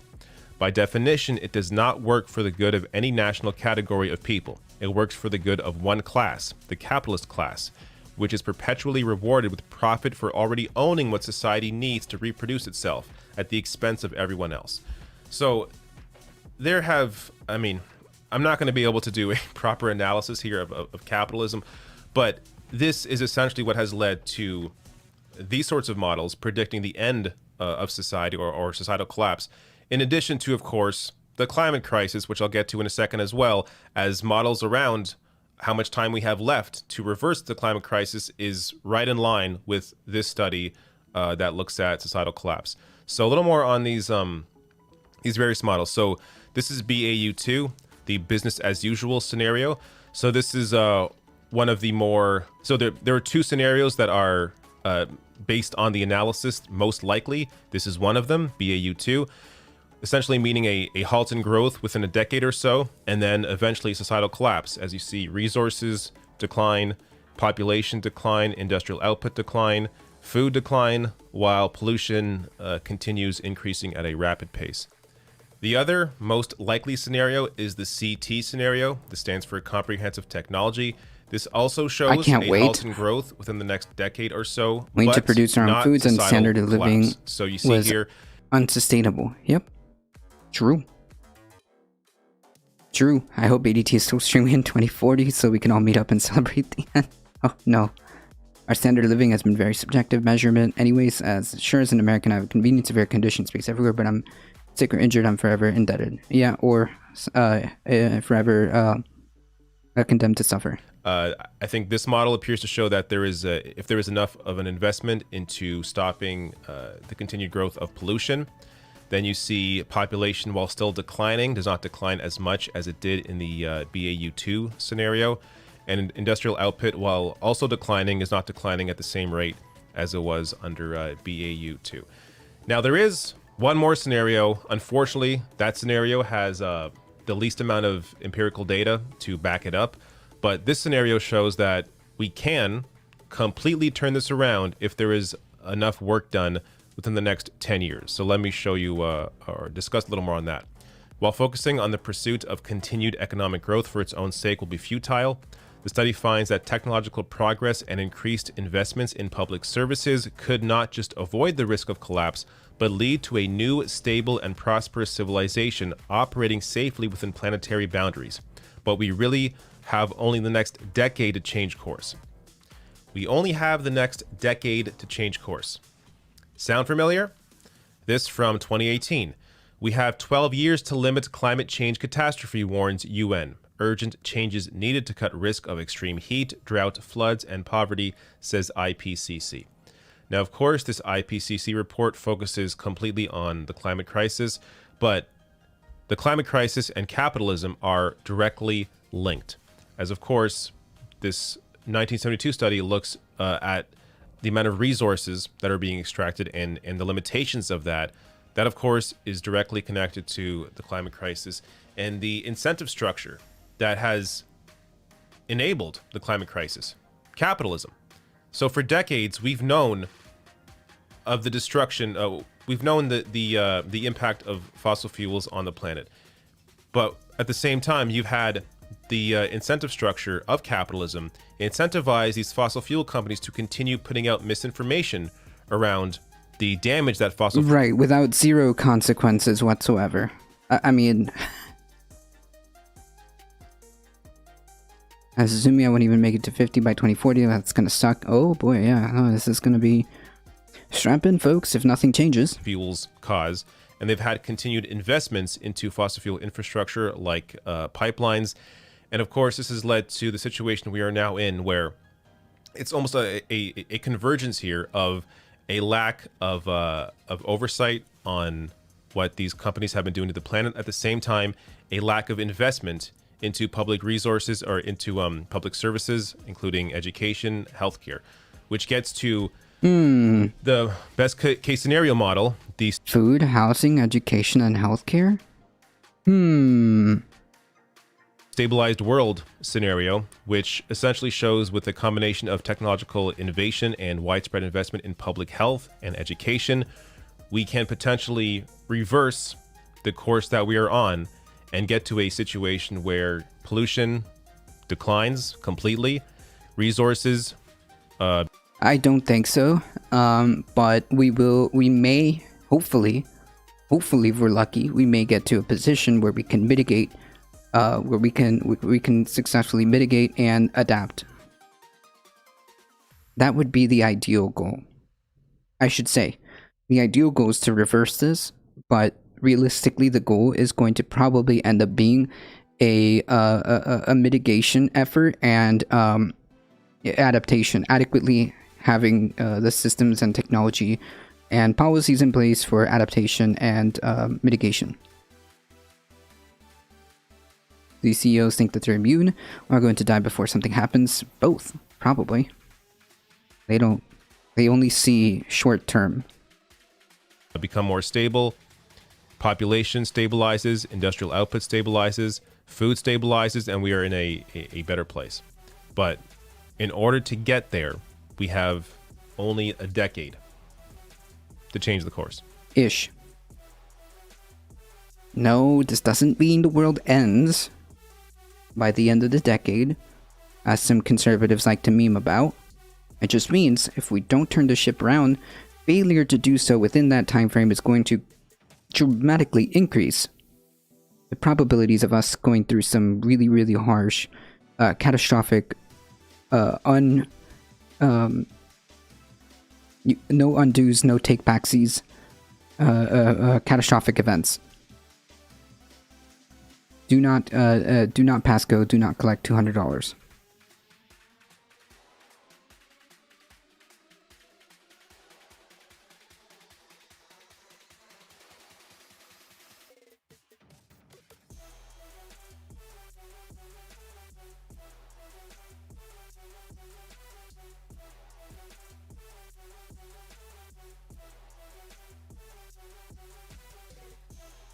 Meanwhile, back in Clown World, It's wild how 200 years ago people were wasteful and careless, spreading STDs to all their servants. 200 years ago now, people are going to be killing over clean water and a place to live. Failure to address this properly will end up just like that, KTS. People, conflicts starting over land because as more land becomes uninhabitable, that part of being uninhabitable, meaning we can't grow food, it'll be untenable. People are going to have to start leaving, and it's going to cause massive hundreds of millions of people to migrate because it's just uninhabitable. We won't be able to grow food in the same ways. We won't be able to get water in the same ways. But yeah, Thandara, anything to destroy, anything to own the libs, up to and including destroying the planet.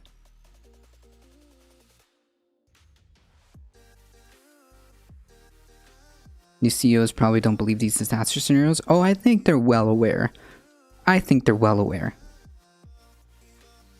Most Arizona Republicans, I mean, like, here's my counter argument, Redmond Berry.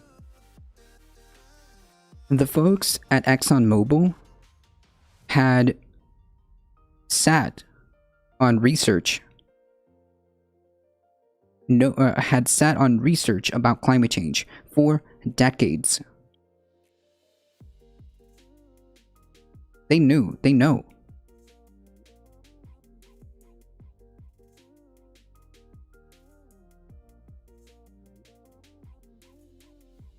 Nestle has been trying to buy the Great Lakes. Yikes. Jesus Christ. Oh yeah, no, and also, water is on the futures market. Oh shit, what up? How's it going, Golem? And I love how nations publicly downplay climate change while their generals will tell you with a straight face they're preparing the troops for potential water wars. I wouldn't be surprised if things don't change that we will be looking at somewhat something to that effect. I mean, like, conflict happens for these situations, right? I mean, if you don't have access to food, if you don't have access to water, and you're forcing millions and hundreds of millions of people to move, you're just opening up the pathways for conflict.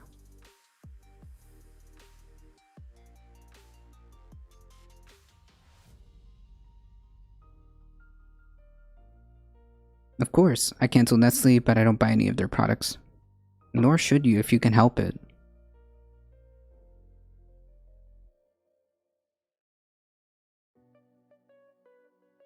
Alright, folks. Meanwhile, in Clown World, most Arizona Republicans, yeah, Nestle or Dasani, say election audit will show that Trump won.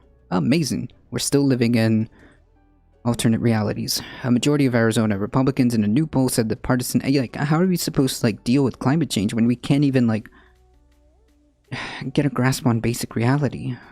This is what, like, disturbs me.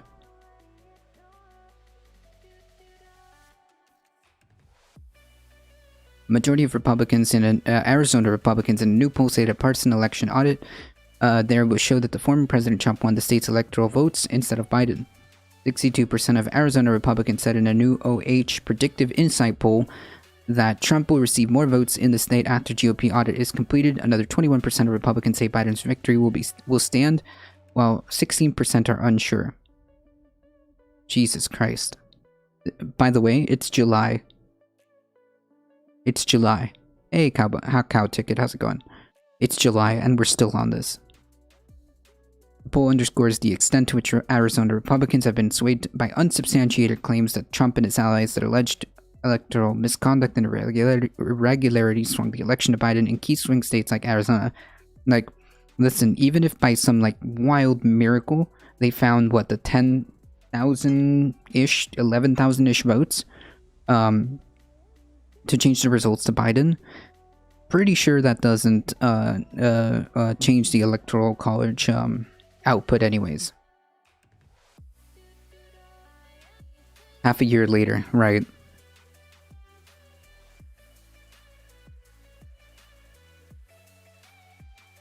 I've been looking at e-bikes and now I'm getting ads about e-bikes.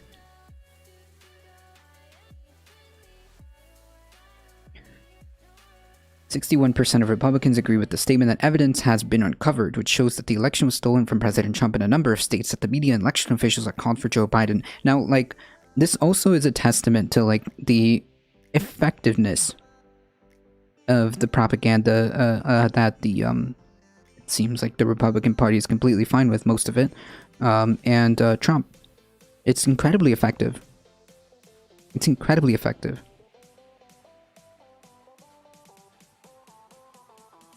Trump in a number of states at the media and elections have called for Joe Biden. 55% said they have a favorable view of the audit, which was sparked by such claims. No evidence has emerged to suggest widespread fraud marred the November presidential election. Biden won the state by more than 10,000 votes in 2020, making the first time a Democratic presidential candidate has won Arizona since 1996.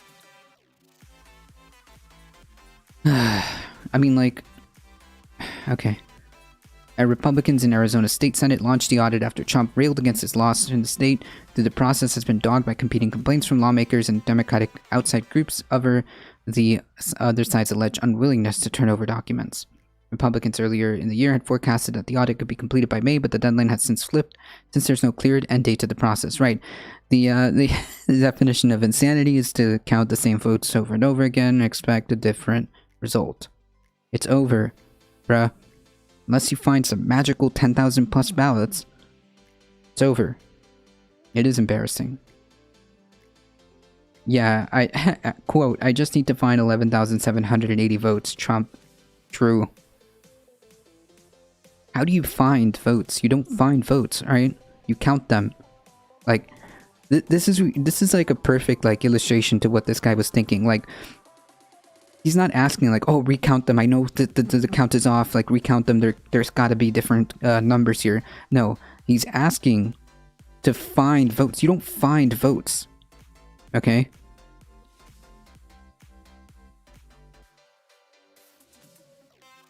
Hey, Peter Parker. How's it going? I hired a coach for a league. I got tired of playing support, so I'm trying to learn a new position. It's amazing that people still believe this Cheeto Man true. Nice, Groldum. I hope, how's that going?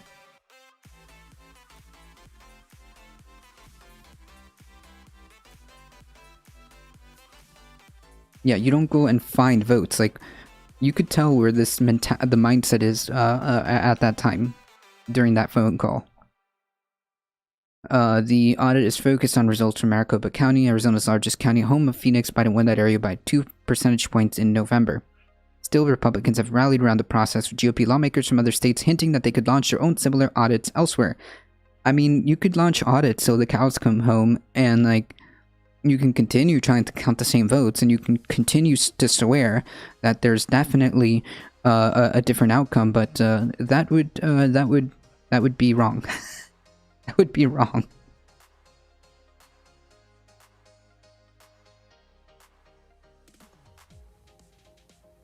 It's like playing a whole new game. Well, I mean, so it's funny, you say that, Grolem. So, like, my girlfriend, my partner, like, she's doing, like, a master's degree and stuff like that, and, like, she made a comment the other day. I think it was like, oh, I should be, like, I should be, like, X, Y, or Z, right? I'm like, wait. You're doing, like, your master's degree. You're doing, like, all this awesome stuff. Like, you can't just, like, Thanos snap into that, right? So, yeah, if a coach is telling you that you've been improving at a pretty quick rate because you're playing effectively a new role, then, yeah, I think that's pretty good. And I'd say keep going. As a relative of relative of diagnosed narcissist, when Trump said that he saw himself as being generous, opposed to saying, yeah, you know what, find me 200K votes, make it happen. True. There's a poll lately showing more than 50% of Republicans still believe Trump is a president. That scared me, and that I say that as a conservative. Well, thank you for that, Peter Parker. I appreciate that comment. It is scary because the reality is there is a section of the population that is just not living in reality. And that is detrimental to us trying to do stuff. For example, getting vaccination rates up. Trump is a narcissist, but if you're in a complex, he will never admit defeat. True. I just want to Thanos snap and be good. Well, you are getting there. You're doing the work. That's all that matters.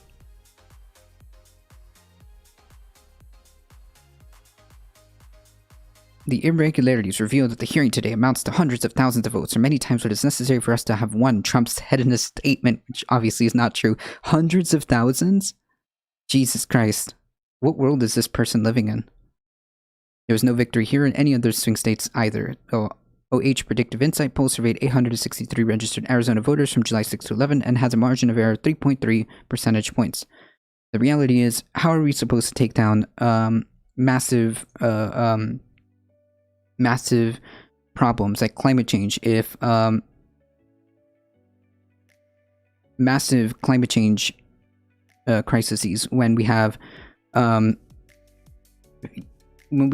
what, anywhere from the standard 25 to 30-ish% of the population just not living in reality is incredibly frustrating. True.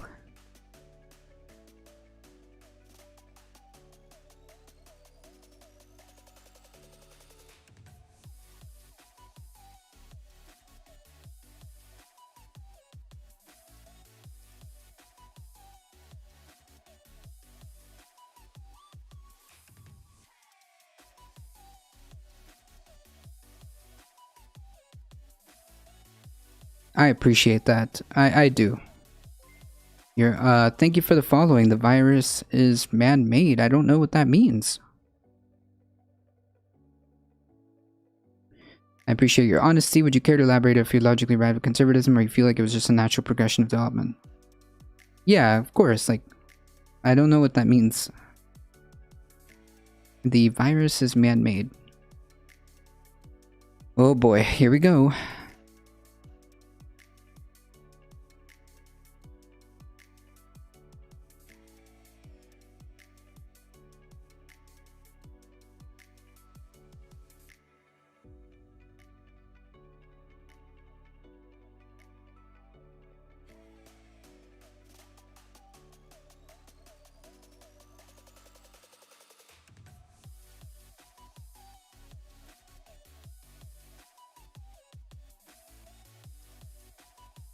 I had a random Trumper show up to my chat the other day. It happens.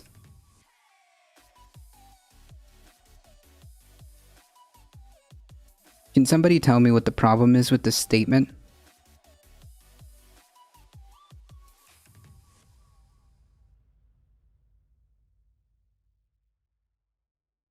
Oh. Lamau.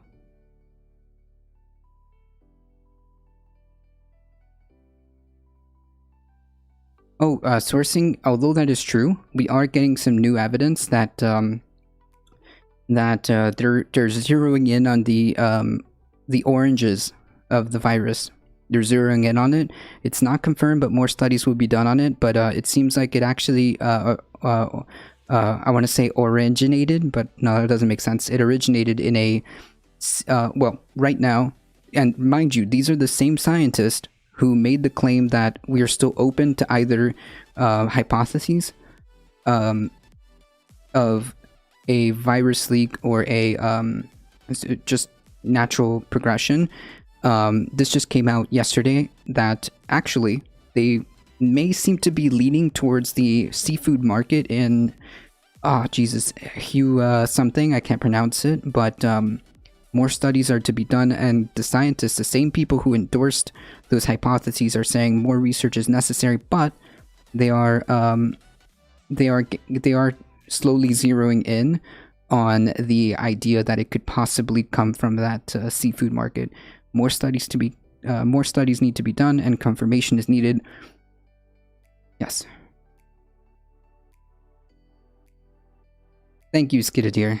He thinks all these things are caused by transmission of others. He's a doctor we can trust. Yeah, so can somebody explain to me the problem with this tweet? And let's see if I can do this right. Every day in the United States, of 2018, 1,800 people die of heart disease, 1,640 die of cancer, 470 by accident, 430 of chronic lower respiratory disease, 410 of stroke, 330 of Alzheimer's. Our 7-day rolling average of deaths from COVID are now 324. Hey, Ben.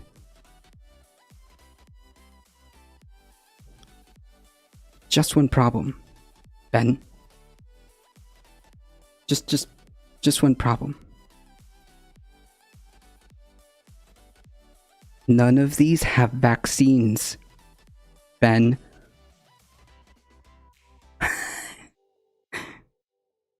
First of all, what is the relevancy of citing these statistics? Second of all, none of these have vaccines. I didn't realize there was a vaccine for accidents or Alzheimer's yet.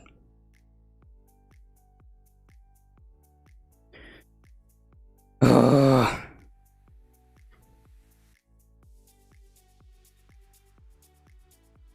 Yeah, also, none of these are contagious. Second of all, as you can see here in the second tweet, he cites data from the UK. Okay. In the United States, where I presume Ben lives in, the United States, he should know that there actually is a uptick in hospitalizations across states, particularly states that are that have highly unvaccinated populations, and he should know that yeah, cases are rising, and the majority of those deaths, unfortunately, are those folks who are unvaccinated.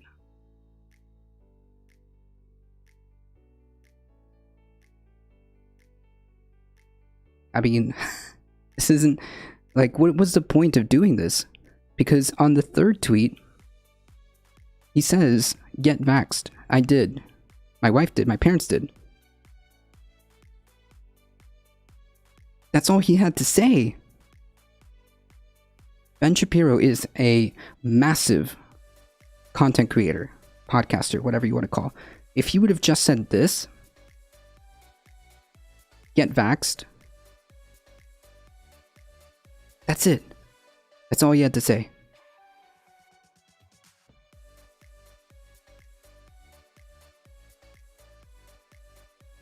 And hey, can anybody in chat point to me to a broad lockdown policy, or even a federal broad masking policy that has been done, or are these just like recommendations that different states have issued because the Delta variant is spiking in those states? And the reason why they're requiring small children to wear masks is because they're not eligible for the vaccine.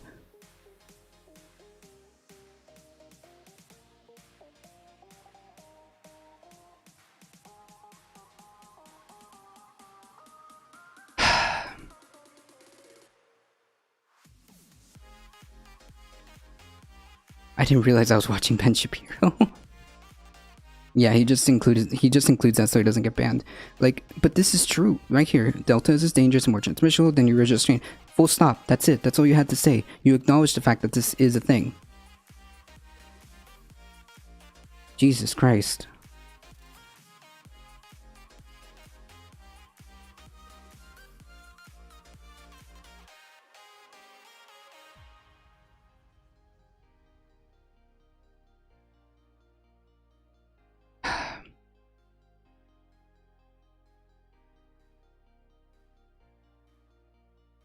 Fucking clown.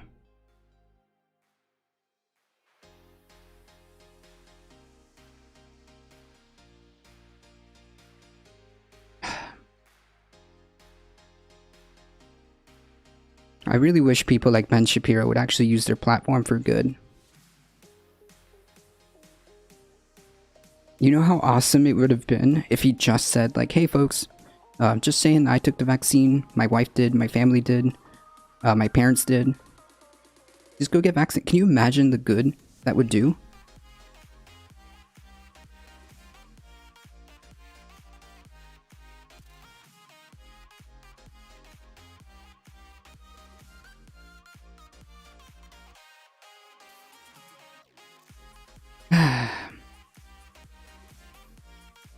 Anyways, nice meme.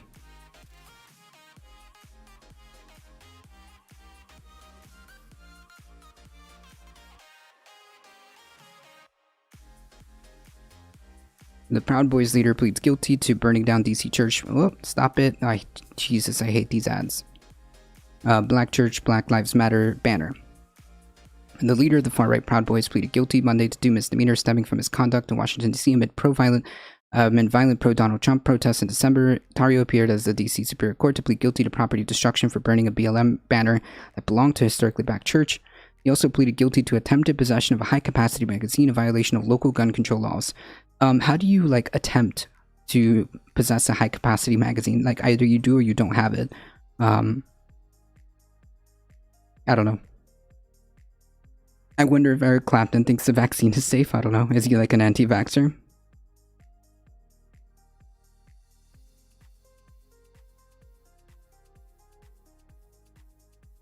He'll be sentenced next month, so he could face up to 1 year in jail. The defendants rarely get the maximum penalties. The charges were filed in D.C. court and separate from sprawling federal investigation of the January 6th insurrection.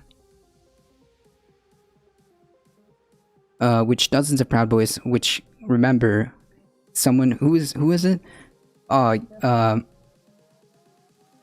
Was it Suspect Sushi? Who was saying oh no bro, no bro, we weren't even there bro, I know Enrique Tarrio, and we weren't even there bro.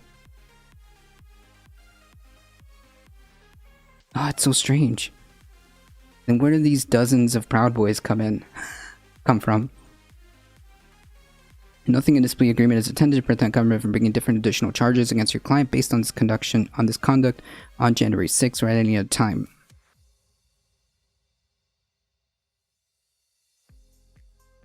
Since he's a federal snitch, he'll likely get time off his sentence for all the good telling. Yeah, I mean, if he gives up any other bigger fish, then yeah, he might get sentence reduction. Yes, I believe Suspect Sushi did end up getting arrested. Didn't he also deny being there? Didn't he also, or am I getting my story wrong?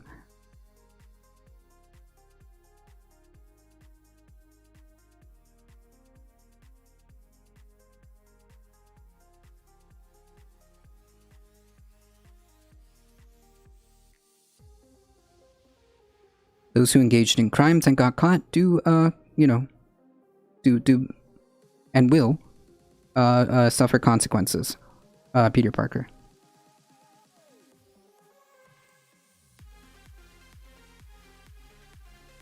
I don't know what his story was, but I know I saw pictures of him there. Yes. Oh wait, I think Dylan Burns went over this, and that caused I think that caused him to not have him in his panel anymore or something like that, or drop him, was because he lied. He lied to Dylan, said that he wasn't there, and then gets arrested. And then gets arrested for being there.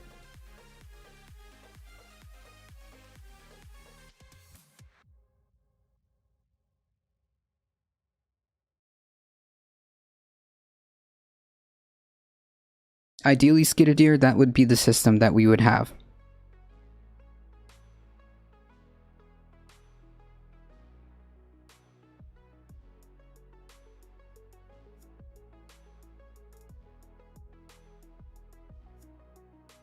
There's no indication that Otario is cooperating with the insurrection investigation against members of the Proud Boys. He previously acknowledged that he was an informant for the FBI and other agencies after he was convicted in a federal fraud case roughly a decade ago. Yeah, there's no confirmation or indication that he will, or that it is being asked to give up some people, but who knows? They might. Anyways, nice meme.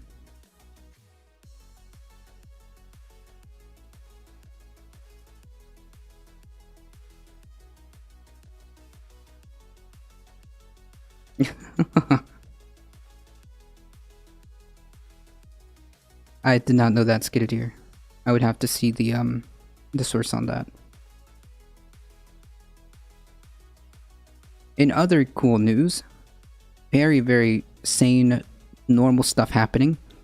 2 California men have been charged with plotting to bomb a Democratic building.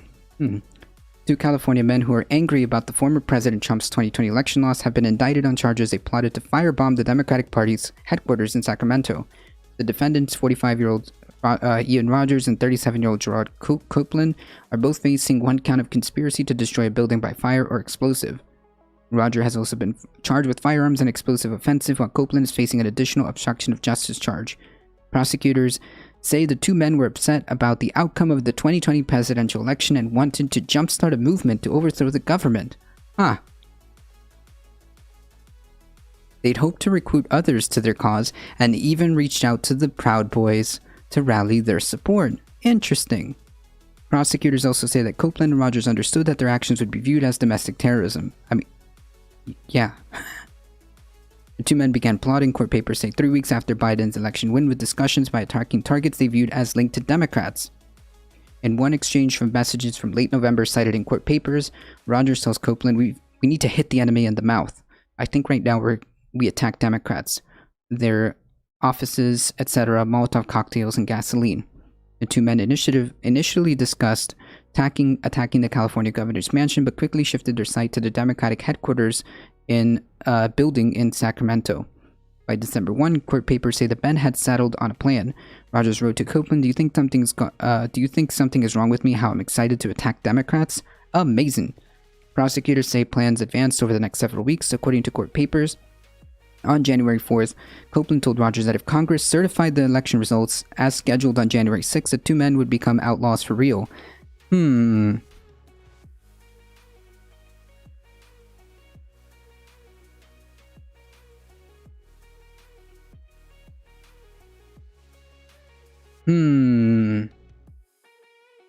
Oh, interesting, Skater Deer.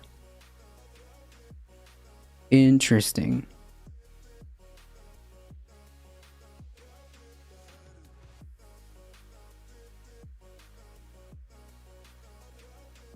Now, can somebody just enlighten me as to who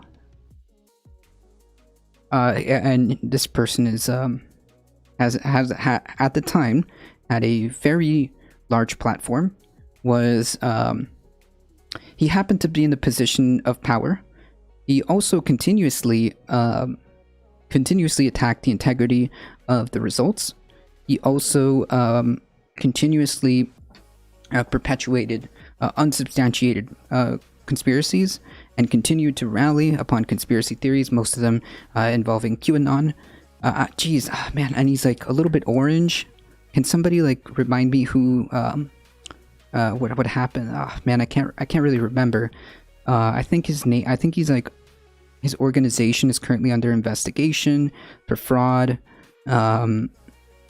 It's July and he's still contesting the results. I can't remember. 2 days later, Congress did indeed certify the vote, but only after a significant delay because the Capitol had been overrun by a violent mob of Trump supporters. The attack on the Capitol left Copeland elated. He allegedly sent Rogers a string of texts saying, "Revolution! wait. I'm effing juiced and I'm about to throw my gear on and drive around and punish some..." I'm gonna imagine he said some bitches. On January 6th, Rogers messaged Copeland, "I'm thinking sack office first target, then maybe bird and face offices," which prosecutors say is a reference to Democratic headquarters in Sacramento. The Democratic headquarters in Sacramento, then Twitter and Facebook, because of course, sack and then bird and face. Yeah, that makes sense.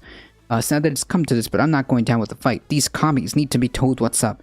Do you see like the danger of this rhetoric that has been culminating from these folks?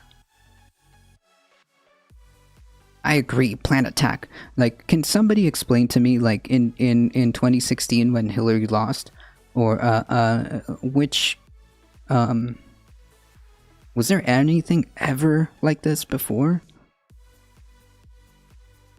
NYT documentation by January 6th is pretty interesting. He later added, "Let's see what happens after the 20th. We go to war," referring to Biden's inauguration. Days later, Napa County Sheriff deputies arrested Rogers and seized between 45 and 50 guns, including assault rifles, 3 machine guns. They also confiscated 5 pipe bombs and 15,000 rounds of ammunition. An attorney for Rogers declined to comment. It was not immediately clear who was representing Copeland. Court papers say Copeland tried to delete the records of his messages. After learning of his friend's arrest, Copeland contacted a militia group leader to let him know. The leader told him to switch messaging apps and to delete everything. FBI agents arrested Copeland this week at his home in Sacramento. The government says Copeland poses a danger to the community and is asking that he be detained pending trial. Yeah, of course. According to prosecutors, Copeland joined the U.S. military in 2013, but was twice arrested for desertion before receiving an other-than-honorable discharge in 2016.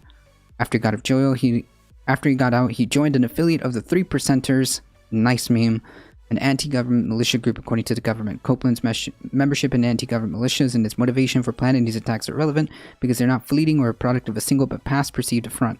His sentiments are deeply felt and long-standing reflect a belief that the government is illegitimate. All he needed... What was the quote? Madness. Like gravity. All you need is a little push.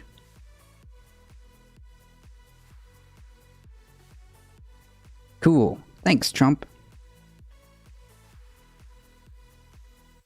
Yeah, exactly, Taco Belmont. You got it.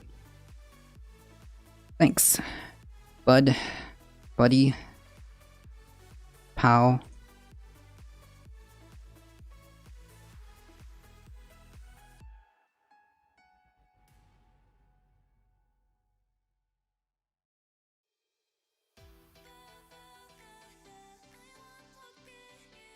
This is RG peaceful protest, and we saw what the government can do if they don't like you. True.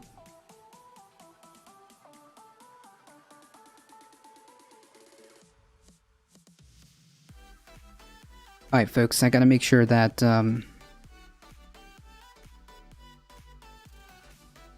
put this up before we sign off.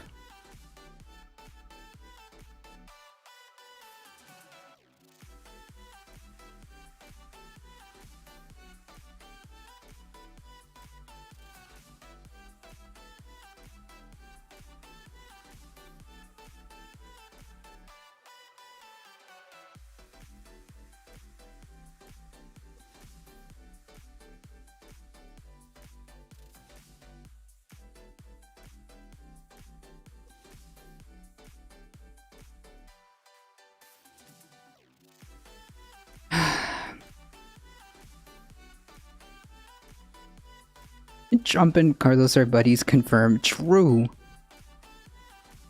Today is the anniversary of the passing of Michael Brooks, so respect. I think that, as I said earlier, I think the most... the thing that impacted me the most is that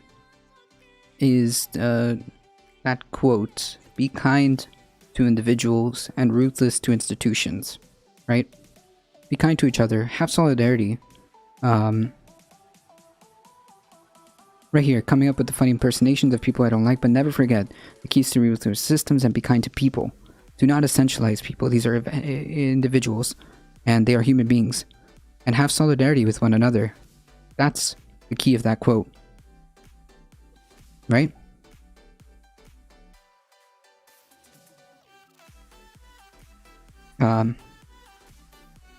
Yeah.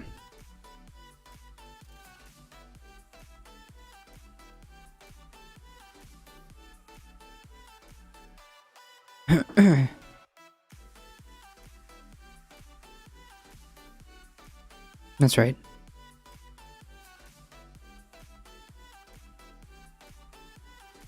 I will share this. I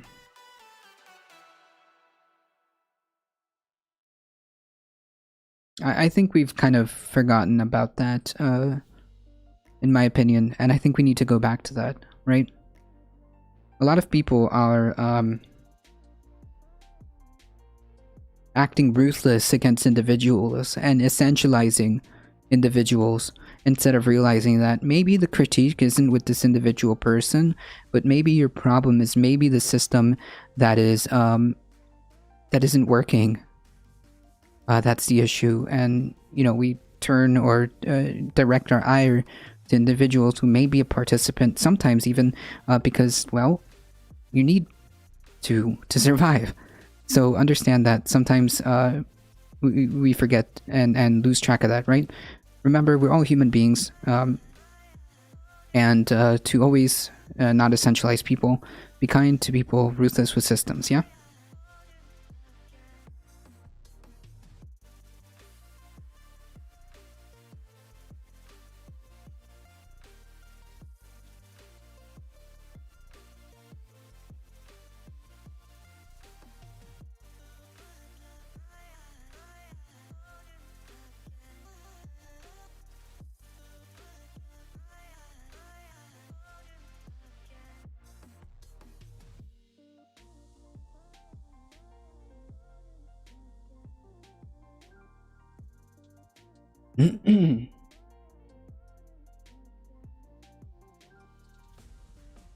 Carbon capture is expected to play a pivotal role in the race to net zero emissions, but not everyone agrees. Well, the problem is we can't just rely on like carbon capture technology to just solve climate change on its own without the ability to eliminate our dependency on fossil fuels. Without getting off fossil fuels, all of the carbon capture technology in the world isn't going to fix it. I must get ready for doctor appointment. Thanks for making me cry. Trust me, it's a. You have a good day. It's a little bit rough, but that's okay, you know.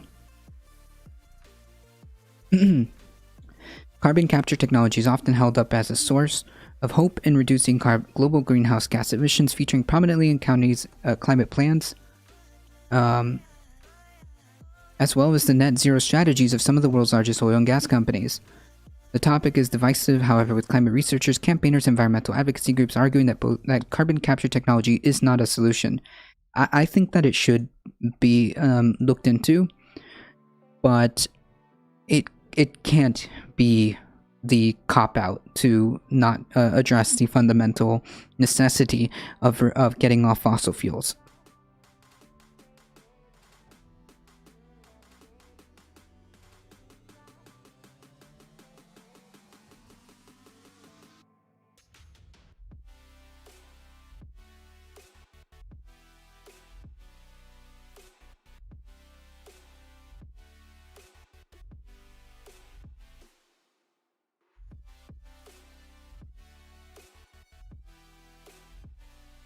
And I hope you have a good day. The world is confronting a climate emergency, and policymakers and chief executives are under intensifying pressure to deliver on promises as made as part of the landmark Paris Agreement. The accord, ratified by nearly 200 countries in 2015, is seen as critically important in averting the worst effects of climate change. Carbon capture, utilization, and storage, often shortened to carbon capture technology, refers to a suite of technologies designed to capture carbon dioxide from high-emitting activities such as power generation or industrial facilities that use either fossil fuels or biomass for fuel. The captured carbon, which can also be captured directly from the atmosphere, is then compressed and transported via pipeline, ship, rail, or truck to be used in a range of applications or permanently stored underground. Proponents of these technologies believe they can play an important and diverse role in meeting global and energy climate goals. Carol Muffett, the chief executive of nonprofit Center for International Environmental Law, is not one of them. There are a number of reasons why carbon capture is a false climate solution. The first and foremost fundamental of those reasons is that it is not necessary.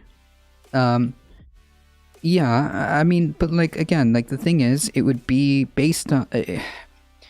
I don't want this to be propped up as a end-all be-all solution. I think that it may be able to help. If you look at the history of carbon capture and storage, what you see is nearly 2 decades of a solution in search of a cure. Right. The cure being, we need to remove ourselves from fossil fuels, we need to reorganize our priorities when it comes to economics and sustainability. We need to restore ecosystems, we need to gather an international coalition. Otherwise, failure to do so will not actually address the problem. Sure, carbon capture technology could be useful, but I think that if it's going to be platformed as a cop-out, it's not good. That's not the solution just by itself. If we capture carbon and use it as fuel, that is not a solution. Right. That is also true. I don't see that we have any chance of attacking climate problem when everybody would have to contribute some degree. At the same time, people aren't willing to wear a freaking mask to protect themselves or others because they feel that they're violated in their freedom. Thank you. Holy yikes. Thank you. I appreciate that. The reality is, there is a lot of truth to that statement. If we can't even get people to understand the importance of wearing masks or getting vaccinated, then we have a huge battle ahead of us. I'm not going to say that there's any chance, but it does. But it does make it a lot difficult. I mean, like, we have no way of garnering political will if we can't even get past basic reality.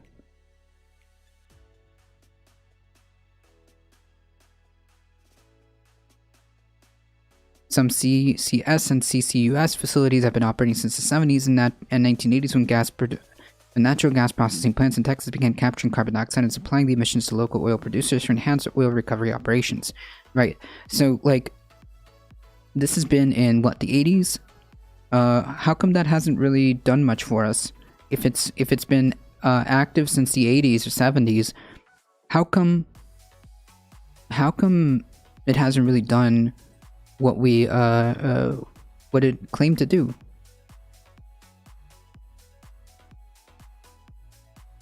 Hey Alio, how's it going?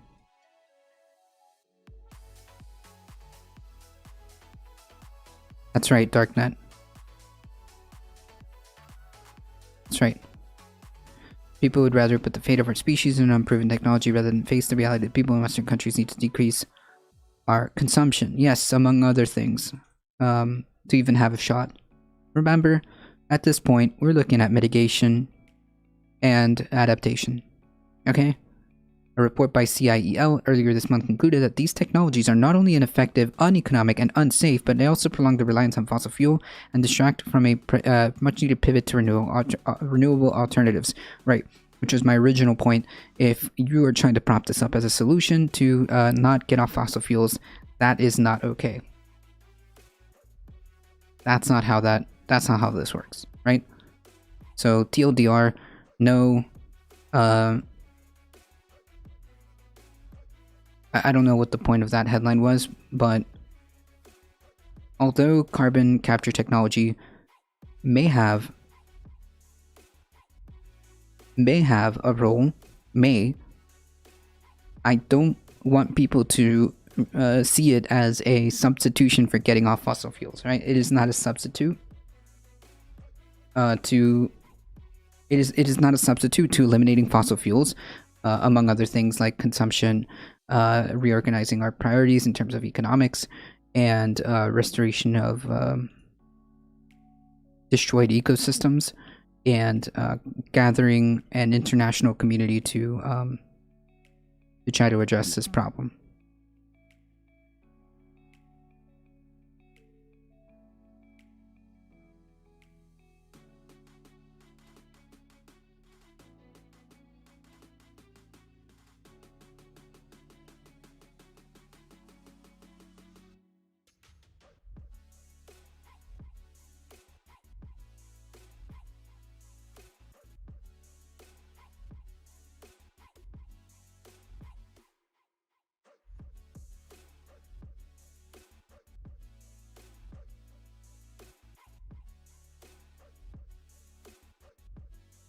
We're still pretending we can turn the ship around and all lines will remain where they stand. Yep. Yeah, of course. No, it's okay, Ali. I'm just glad you're here. Yeah, of course. There's... What I mean by turn the ship around is, like, avoiding catastrophe.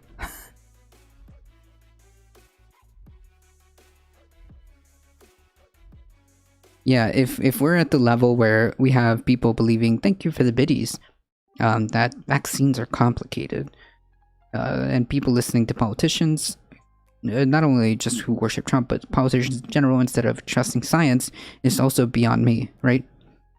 Trusting, like, bobbleheads on the internet, even myself, is a mistake. And I think that it would do us a public good if we all understand and fact check and have critical thinking about the information that is being presented to you, and by who. And by who? What is the narrative? Who is the one perpetuating this information? Why?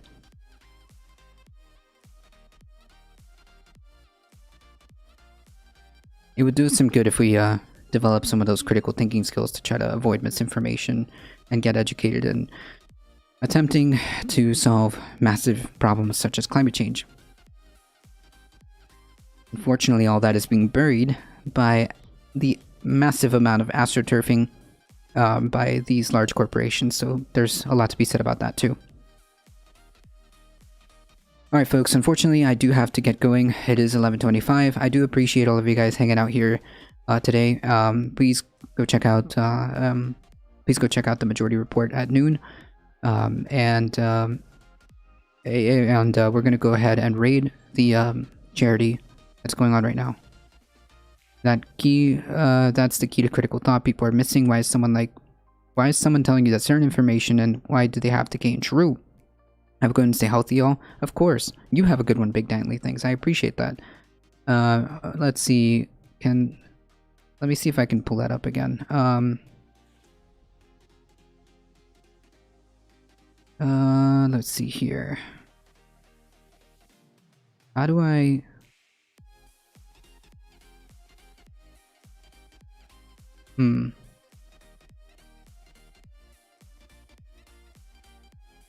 Alright folks, just hang tight.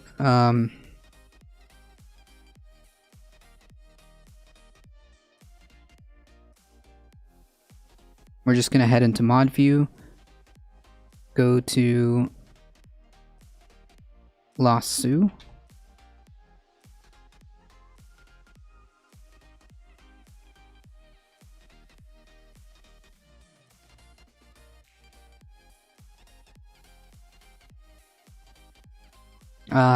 I can't find it. Can somebody tell me which channel that was?